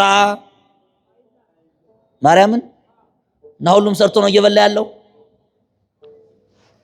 ነገር ሰርቶ መብላት ይቻላል፣ አይጠቅምም እንጂ ከጠቀመ። ስለዚህ መጽሐፍ ቅዱስ ጥረህ ግረህ ምንድነው ያለው? ብላ የተፈቀደልህን ስራ፣ ውጣ ውረድ፣ መውጣትህን መውረድህን ማን ይባርክልህ? ማን ይባርክልህ? መውጣትን መውረድህን ለእግዚአብሔር አስባርክ ማለት ነው እንጂ የሚያስጨንቃችሁን ነገር በእግዚአብሔር ላይ ጣሉ፣ እሱ ስለእናንተ ያስባል ማለት እጃችሁን አጣጥፋችሁ ምንም ሳትሰሩ ተቀመጡ ማለት አይደለም። ሁለት ሐሳብ ብቻ ለውሰድ። ከአቅማችሁ በላይ እኛ ጀምረን እኛ እንጨርሰዋለን። በእኛ አቅም፣ በእኛ ልክ፣ በእኛ ሀብት፣ በእኛ ስልጣን፣ በእኛ እውቀት እንኖራለን አትበሉ ማለት ነው። ይሄ ማለት እውቀታችሁን፣ ሀብታችሁን፣ ውበታችሁን፣ መልካችሁን እግዚአብሔር ሲጨመርበት ውጤታማ ይሆናል። ለማሳያ ዮሐንስ ወንጌል ምዕራፍ 21 ቁጥር 1 ጀምራችሁ ስታነቡ ቅዱስ ጴጥሮስ መላ ሌሊቱን ገሊላ ባህር ውስጥ ገብቶ አሳ ሲያጠምድ አደረ። እንግዲህ ጴጥሮስ ጥርሱን የነቀለበት ስራ አሳ ማጥመድ ነው እና ልምዱ አላዋጣውም። መጨረሻ ላይ ተስፋ ሲቆርጡ እግዚአብሔር ከወንዙ አጠገብ ቆመና ሰላም ለእናንተ ይሁን አላቸው። ደነገጡ። መረቡን በቀኝ በኩል ጣሉ አላቸው። መላ ሌሊቱን ደክመን አንድ አሳም እኮ አላገኘንም አሉት። ትናንት ያላገኛችሁ ብቻችሁን ደክማችሁ ነው፣ አሁን ከኔ ጋር ስትሆኑ ታገኛላችሁ አላቸው። በቀኝ በኩል መረቡን ጣሉ። ወዲያው መረቡ ሞላ። ብቻህን አትነግድ፣ ብቻህን አትውጣ፣ ብቻህን አትማር፣ የአንተ እውቀት የትም ያደርስ ደካማ ነው። እውቀትህን እግዚአብሔር ይባርክልህ፣ ወረትህን እግዚአብሔር ይባርክልህ፣ ሀብትህን እግዚአብሔር ይባርክልህ፣ ስልጣንህን እግዚአብሔር ይባርክልህ። ያን ጊዜ ውጤታማ የራስህን የቤት ስራ ሌላውን እግዚአብሔር ይሰራል። ያንተ መለመን ነው፣ ማንኳኳት ነው፣ መፈለግ ነው። መክፈት የማን ነው? መስጠት የማን ነው? ይሄ ማለት ነው ሐሳቡ። ስለዚህ የሚያስጨንቃችሁን ሁሉ በእግዚአብሔር ላይ ጣሉ፣ እሱ ስለእናንተ ያስባል። አባት አይደል እግዚአብሔር? አባት ለልጁ አያስብም? የልጁ ቤት ማጣት፣ የልጁ መራብ፣ የልጁ መወሳቆል አያሳዝነውም? ያሳዝነዋል። ከአባት በላይ አባት የሆነው እግዚአብሔር ያቅማችሁን የቻላችሁን ሰርታችሁ አንተ ታውቃለህ በሉት፣ እሱ ያውቃል፣ የጎደለውን ይሞላላችኋል ማለት ነው። ስለዚህ የተወደዳችሁ ክርስቲያኖች በጣም ሐሳቡ እየረዘመ ስለሄደ ባንድ ወይም በሁለት ደቂቃ ልጠቀለው ነው ሐሳቡን። ምናልባት በተግባባነው ልክ እንግዲህ ይህን ያህል ከተግባባን ሁሉም ሐሳብ ሄዳችሁ ስታነቡት ደግሞ ግልጽም ሐሳብ ነው። ስድስተኛው በሃይማኖት ጸንቶ መቃወም ማለት ቅድም የኤፌሶን ምዕራፍ 6 ቁጥር 13 ጀምራችሁ ስታነቡ ሰይጣንን በሃይማኖት ጸንተን የሃይማኖት ጋሻ ይዘን እንዴት መቃወም እንዴት ማራቅ እንደምንችል በእምነት መጽናት፣ በጾም፣ በጸሎት፣ በፍቅር ሆኖ የሰይጣንን አሽክላ የሰይጣንን ክፉ አሰራር መስበርና ማራቅ እንደምንችል የሚናገር ስለሆነ ሰይጣንን መቃወም ማለት የሱን ሐሳብ አለመቀበል፣ ኃጢአት አለመስራት፣ ውሸት አለመዋሸት፣ ሐሜት አለማማት ማለት ነው። ወደ ሰባተኛው ሐሳብ ስንሄድ ጥቂት መከራ ተቀብሎ ብዙ ክብር ማግኘት ማለት በዚህ ዓለም ሳላችሁ ጥቂት መከራ ትቀበላላችሁ ይላል። እኛ እግዚአብሔር ከተቀበለው መከራ አንጻር ቅዱሳን የሚቀበሉት መከራ በጣም ጥቂት ነው የሚባለው፣ በጣም ጥቂት ነው የሚባለው እና በዚህ ዓለም የምንኖረው እድሜያችን ስንት ይሁን? 100 ይሁን? ከበዛ 100 ነው። ከዚያ ውጭ ከታች ነው እና ጥቂት ነው የምንኖርበት፣ ጥቂት ነው የምንቀበለው መከራም በዚህ ዓለም ላይ በሃይማኖታችን ጥቂት ነው። በዚህ ዓለም በጥቂቱ በሚያልፈው ዓለም ጥቂት መከራ ተቀብላችሁ ለዘላለም በመንግስተ ሰማያት ትኖራላችሁ ማለት ነው። ጥቂት መከራ ተቀብላችሁ ማለት ቀዝቃዛ ውሃ ሰጣችሁ ማለት ነው። ወንጌል ተምራችሁ ማለት ነው። ጥቂት የጌታን ስጋና ደም በልታችሁ ማለት ነው። በዚህ ምድር ላይ የቻላችሁትን ሁሉ በሃይማኖታችሁ ስም ፈተና ቢመጣባችሁ ፈተናውን ታግሳችሁ፣ ስደት ቢመጣባችሁ ስደቱን ታግሳችሁ መከራ ተቀብላችሁ በሚያልፈው ዓለም የማያልፍ ክብር ጸጋ ለዘላለም ከእግዚአብሔር ጋር የመኖር ክብር ታገኛላችሁ ማለት ነው። የዚህ ዓለም ነገር መጽሐፍ ቅዱስ ጥቂት ብሎ ነው የሚጠራው። ማረታ ዓለምን ትደክሚያለሽ፣ ጥቂት ይበቃል ይላል። ይህ ዓለም እኮ ጥቂት ነው አይደል? እድሜው ጥቂት እኮ ነው፣ የሚቆጠር ነው። በአዝማነ መንግስተ ሰማያት በመንግስተ ሰማያት ግን ቁጥር የሌለው ዘመን እስከ የማይባል ዘመን የማያልፍ ዘመን የምንኖር ስለሆነ በዚህ ዓለም ላይ በሃይማኖታችን የሚመጣብንን ጥቂት መከራ ብንቀበል ጥቂት ምጽዋት ብንሰጥ የዘላለም ክብር የምናገኝ መሆኑን ለማስረዳት የተናገረው ቃል ነው። ስምንተኛው በስልዋኖስ እጅ የተላከ የሰላምታ ደብዳቤ ይላል። ታማኝ በሆነው በአገልጋዬ በስልዋኖስ እጅ ደብዳቤ ጽፌ ልኬላችኋለሁ ይላል። እንደ ዛሬው ሚሴጅ ሳይኖር ቲክቶክ በአጠቃላይ ማህበራዊ ጉዳዮች ሳይኖሩ ቅዱስ ጳውሎስ 14ቱን መልእክቶች እየጻፈ ለሮም ሰዎች ሲልክ ግማሹን ሴቶች ነበሩ መልእክተኞች፣ የሮምን መልእክት ያደርሱ የነበሩ እነ ፌቤን ናቸው።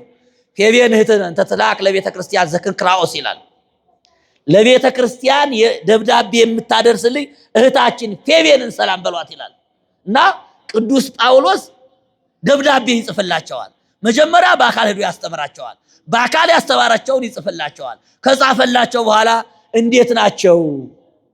በአካል ሂደህ የተማሩትን እንዳይረሱ፣ ተጣልተው ከሆነ አስታርቀህ፣ የረሱትን አስታውሰህ አጽንታቸውና ብሎ ደብዳቤ ይልክልህ። የፍቅር ደብዳቤ፣ የሰላምታ ደብዳቤ፣ እንዴት ናችሁ የሚል ደብዳቤ ስማቸውን እየጠራ በተለይ በሌላው መልእክቱ ላይ ሲጽፍ እገሌን ሰላም በሉልኝ፣ እገሌን ሰላም በሉልኝ፣ ከገሌ የተላከ ሰላምታ የእግዚአብሔር ጸጋ ከናንተ ጋር ይሁን ብሎ ቅዱስ ጳውሎስ የሰላምታ ደብዳቤ ይጽፍ ነበረ። ዛሬ የምንማረው የቅዱስ ጴጥሮስ የቅዱስ ጳውሎስ መልእክታቱ ሁሉ ለክርስቲያኖች የተጻፉ የሰላምታ ደብዳቤዎች ናቸው። የሰላምታ መልእክቶች ናቸው። የፍቅር የማጽናኛ የአባት መልእክቶች ናቸው። ስለዚህ በዚያ እንዳለ ጽሁፎችን አጠቃላይ ከአንድ ጀምሮ እስከ 5 ያለውን እነዚህን ጽሁፎች ጽፎ መጨረሻ ላይ በሰላምታ ነው የዘጋው። እንዴት አላችሁ? እንዴት ከረማችሁ? ባስተማርናችሁ ሃይማኖት በሰራንላችሁ ምግባር አላችሁ ወይ ብለህ አይተህ ጠይቀና ብሎ ላከው። በአንዳንድ ቦታ ላይ 2 መልእክት የሚጽፈው ለምን እንደሆነ ታውቃላችሁ? ሮሜ 2 ነው የተጻፈው። የመጀመሪያው መልእክት ሲልክ በዚያ ትምህርት አልጸና ብለው ሌላ የጎደላቸውን ነገር ዶ ሲነግረው እንደገና ይጽፍላቸዋል። ጢሞቴዎስም 2 ነው። 2 መልእክት የተጻፈባቸው የቅዱስ ጳውሎስ መልእክቶች የቅዱስ ጴጥሮስ መልእክቶቹም በአንዱ መልእክት ሐሳቡ ሳይጠቃለል ሲቀር ሌላውን ጽፎ ይሰድላቸዋል። ስለዚህ ይህኛው የመጨረሻ የሰላምታ የጻፈለት ማለት ነው። 9ኛው የቤተ ክርስቲያን ሰላምታ ቴማክሙ ቅዱስ ቤተ ክርስቲያን እለ ውስተ ባቢሎን ወማርቆስ ወልዴ ይላል። የመጨረሻው ነው። በባቢሎን ያለች ቤተ ክርስቲያን እና ማርቆስ ልጅ ሰላምታ ያቀርቡላቸዋል። በባቢሎን የሚለው ብዙ ትርጉም አለው። አንድ ብቻ እናገር። በመከራ ያለች ቤተ ክርስቲያን ማለት ነው። በባዕድ ሀገር ያለች ቤተ ክርስቲያን ማለት ነው። በጠላት መካከል ያለች ቤተ ክርስቲያን ማለት ነው። ባቢሎን ባዕድ ሀገር ነው፣ ጣዖት የሚመለክበት ነው። እና ባቢሎን ማለት ሀገሩን ብቻ አይደለም። ዛሬም ቤተ ክርስቲያን ኢትዮጵያ ላይ ሁና ሰላሟ ካልተከበረላት በባቢሎን ያለችዋ ቤተ ክርስቲያን በመከራ ያለች ቤተ ክርስቲያን ማለት ነው። በነገራችን ላይ ቤተ ክርስቲያን ሁልጊዜ በመከራ እንጂ በሰላም ኑሮ አታውቅም። ለምን ካላችሁኝ ራሷ ላይ ያለው ምንድን ነው? የተሸከመችው መስቀል ምንድን ነው? ክርስቶስ መከራ የተቀበለበትን መስቀል ትከሻዋ ላይ አንገቷ ላይ አድርጋ ጉልላቷ ላይ ተክላ መከራ ይንካኝ ማለት አትችልም። ግን መከራውን ትወጣዋለች። በመከራ ውስጥ ታልፋለች። እና በባቢሎን ያለች ቤተክርስቲያን ሰላም ትላችኋለች ማለት በፈተና ውስጥ ያለች ቤተክርስቲያን። ቤተክርስቲያን ትርጉሟ 2 ነው። ድል የነሳችዋ ቤተክርስቲያንና በትግል ላይ ያለችዋ ቤተክርስቲያን ትባላለች። ድል የነሳችዋ ቤተክርስቲያን የቅዱሳን ህብረት ያሸነፉ ድል የነሱ አክሊል የተቀበሉ ቅዱሳን ማለት ነው። በምድር ያለችዋ ቤተክርስቲያን ግን ተጋድሎ ላይ ያለች እኛ ማለት ነው። ከልጆቿ ጋር እየተጋደለች በቅዳሴ ላይ በውዳሴ ላይ በፈተና ላይ ያለች ፈተናውን ድል እያደረገች ጉዞ ላይ ያለችዋ ቤተክርስቲያን ማለት በባቢሎን ያለች ቤተክርስቲያን በመከራ በፈተና ያለች ቤተክርስቲያን ምን ትላችኋለች? ምን ትላችኋለች? ሰላም በሏታ፣ አለንልሽ በሏት። ቅዳሴ ስንገባ ትዝ ይላችኋል። ምነበሃ ቅድስት ቤተክርስቲያን፣ ቤተክርስቲያን እንዴት አደርሽ ማለት ነው። እንዴት አደርሽ ቤተክርስቲያን፣ እመ ቅድስት ቤተክርስቲያን ቤተ ክርስቲያን እናቴ ሰላም ላንቺ ይሁን ብለን ነው የምንገባው። በሃ በልዋ ወተሳለሙ ይላል ቅዱስ ያሬድ። ቤተ ክርስቲያንን ምን በሏት አለ? ሰላም በሏት። እሷም ሰላም ስለምትል ልጆቼ ማርቆስ ልጄና ቤተ ክርስቲያን ሰላምታ ታቀርብ። ሁልጊዜ ቤተ ክርስቲያን ሰላም ትላቸዋለች። አሰማትም? ሰላም ለኩልክሙ ስትል እኮ ለእናንተ ነው። ሰላም ለሁላችሁም ትላለች ቤተ ክርስቲያን። እንዴት አደራችሁ ትላለች ቤተ ክርስቲያን። ሁልጊዜ ቤተ ክርስቲያን ሰላም ትላችኋለች። እናንተም ሰላም በሏት። እንዴት አደርሽ በሏት። አለንልሽ በሏት። አይዞሽ በሏት ቤተ ክርስቲያን። ቤተ ክርስቲያን ስለዚህ የቤተ ክርስቲያን ሰላምታ መጨረሻው ታምሆ ቅዱሳን ይባላል። ታምሁ በበይናቲክሙ በአምሃ ቅዱሳት በቅዳሴያችን ላይ ማለት እርስ በርሳችሁ ሽንገላ በሌለበት ከይሁዳና ከኤሳው ሰላምታ ውጭ በሆነ ሰላም ተበባሉ ይባላል። አንዳንድ ጊዜ ሰዎቹ አደግድገው ቤተክርስቲያን ላይ ጸልዩ በእንተ ሰላመ ቤተክርስቲያን ሲል ዲያቆኑ ማለት ነው ምን ትበባላላችሁ እናት ምን ማለት ነው? በአራቱ ማዕዘን ዝቅ እያላችሁ ይቅርታ ተጠያየቁ ማለት ነው። የበደላችሁ ሰው ካለ ይቅር በሉ እንጂ ስገዱ ማለት አይደለም። አራቱን ማዕዘን እየዞራችሁ ስገዱ ማለት አይደለም። በልባችሁ የያዛችሁት ቂም፣ በቀል፣ ኃጢአት እሷንማ ብላችሁ የቋጠራችሁት ቂም ካለ ፍቱት ማለት ነው። ተውት ማለት ነው። ለምን አይጠቅማችሁም። ስለዚህ ታምሆ ቅዱሳን በተለይ አባ ጊዮርጊስ ዘጋስጫ በድርሰቱ ታምሆ ቅዱሳን የሚለው ስለ ቅዱሳን ሰላምታ አቤት ቅዱሳን ሰላምታ ሲጻጻፉ በሃይማኖት አበው አንዱ ሊቅ ለአንዱ ሲጽፍ በርደጊስ የተባለው ሊቅ ለአንዱ ሊቅ ሲጽፍለት ሰላም ላንተ ይሁን ይልና እየምህ ቅድስና ይላል። አንዱ ሊቅ ለሌላው ስለ ቅድስና ሰላምታ አቀርባለሁ። አሁን ጊዜ ስለሌለኝ አልናገረውም እንጂ አጠቃላይ ሰላም እያል ለቅዱሳን የምናደርሰው ሰላምታ መልክ በሚባለው ለእመቤታችን የምናደርሰው ሰላምታ ለአምላካችን ለመድኃኒታችን ለኢየሱስ ክርስቶስ የምናደርሰው ሰላምታ አምሃ ይባላል፣ ምስጋና ይባላል፣ ስጦታ ይባላል፣ በረከት ይባላል። ስለዚህ እርስ በርስ ሰላምታ ተሰጣጡ፣ እርስ በርሳችሁ ተፋቀሩ፣ ተዋደዱ፣ ተከባበሩ፣ ይቅር ተባባሉ፣ ታረቁ ማለት ነው። በሽንገላ ሰላምታ አይባልም። የሽንገላ ሰላምታ ካለ ይሁዳ ሰላምታ ይባላል። ይሁዳ ክርስቶስን ለማስያዝ ምንድነው ያለው? ስምዖን ያስያዘው አይደል? እኔም ስምዖን ምን በሉት አለ? አስቀድማችሁ ያዙት አለ። የኤሳው ሰላምታ ማለት ደግሞ ኤሳው ወንድሙን ሊገር ጦር ከቶ እየሄደ ወንድሜን ሰላም ስለው ሂዳችሁ መጣችሁ ግረድና ከኤሳውና ከይሁዳ ሰላምታ ከክፉ ሰው ሰላምታ በተለየ ከማንኛውም ጋር ሰላምታ ተበባሉ ክርስቲያኖች። አሁንማ እኮ እግዚአብሔርን ነፍገነዋል። ጠዋት ምንድነው የምትባሉ ስትገናኙ? ባለፈው አንዱን ማላውቀውን ሰው ደህና አደርክ አልኩት። ምን አገባህ አለኝ። ሌባ መስየው። አሁን ሰው አጥብቆ ሰላም ካላችሁ ወይም እንደሚሸጥ ከብት እንደው በደንብ አድርጎ ካያችሁ እንዴ ሊሰርቀኝ ነው ምንድነው ነው የምትለው አይደል እንዴ? አይደል? በተለይ እንደው ከተማው ያልበላው ሰው እንደው ከኔ አካባቢ የመጣ ሰው ሲያገኝ ደህና አደርክ ይላል። እና ሰው ዝም እንደሚሸጥ ከብት አገላብጦ ያየዋል ከየት የመጣ ነው ብሎ። ምክንያቱም ከተማውን ሲለምደው እሱም ይብሳል። እና ሰላምታ የኛ ሰላምታ አንዱ ትምህርት እኮ ነው። እንደምን ዋላችሁ፣ እንደምን አመሻችሁ፣ እንደምን ሰነበታችሁ፣ እንደምን ከረማችሁ አመስግኑታ እግዚአብሔርን።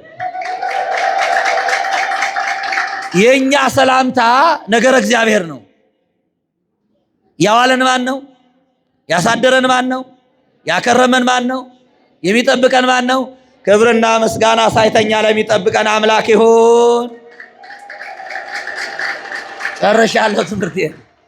ነጮች ደግሞ ምን ይላሉ መስራት? ጉድ ሞርኒንግ አብራችሁ መልሷ። እንግዲህ ሲተፈርሰው እንግሊዘኛ እንዴት ነው? ጉድ ሞርኒንግ። እኔ አላርጅክ አለብኝ። ጉድ ሞርኒንግ፣ ጉድ አፍተርኑን። አንዴ እንግሊዘኛ ተለማመር ተብሎ አንዱ ህፃን ሄድና እንግዲህ እንግሊዘኛ እናንተን ደፋር ይወዳል ብለውታል። ሄድና እናቱን እማዬ እኔ ምልሽን ነው የምትይ ጉድ አፍተርኑን ይላቸዋል። ማዘርን ጉድ አይፈሩን ይላሉ እሳቸው። እውነትም ጉድ አይፈሩን። እና አሁን ጠዋት አይደል መልሱ አይደል? ጠዋት የማን ነው? ጠዋቱን የሰራው ማን ነው? ጨለማውን ያነጋ ማን ነው?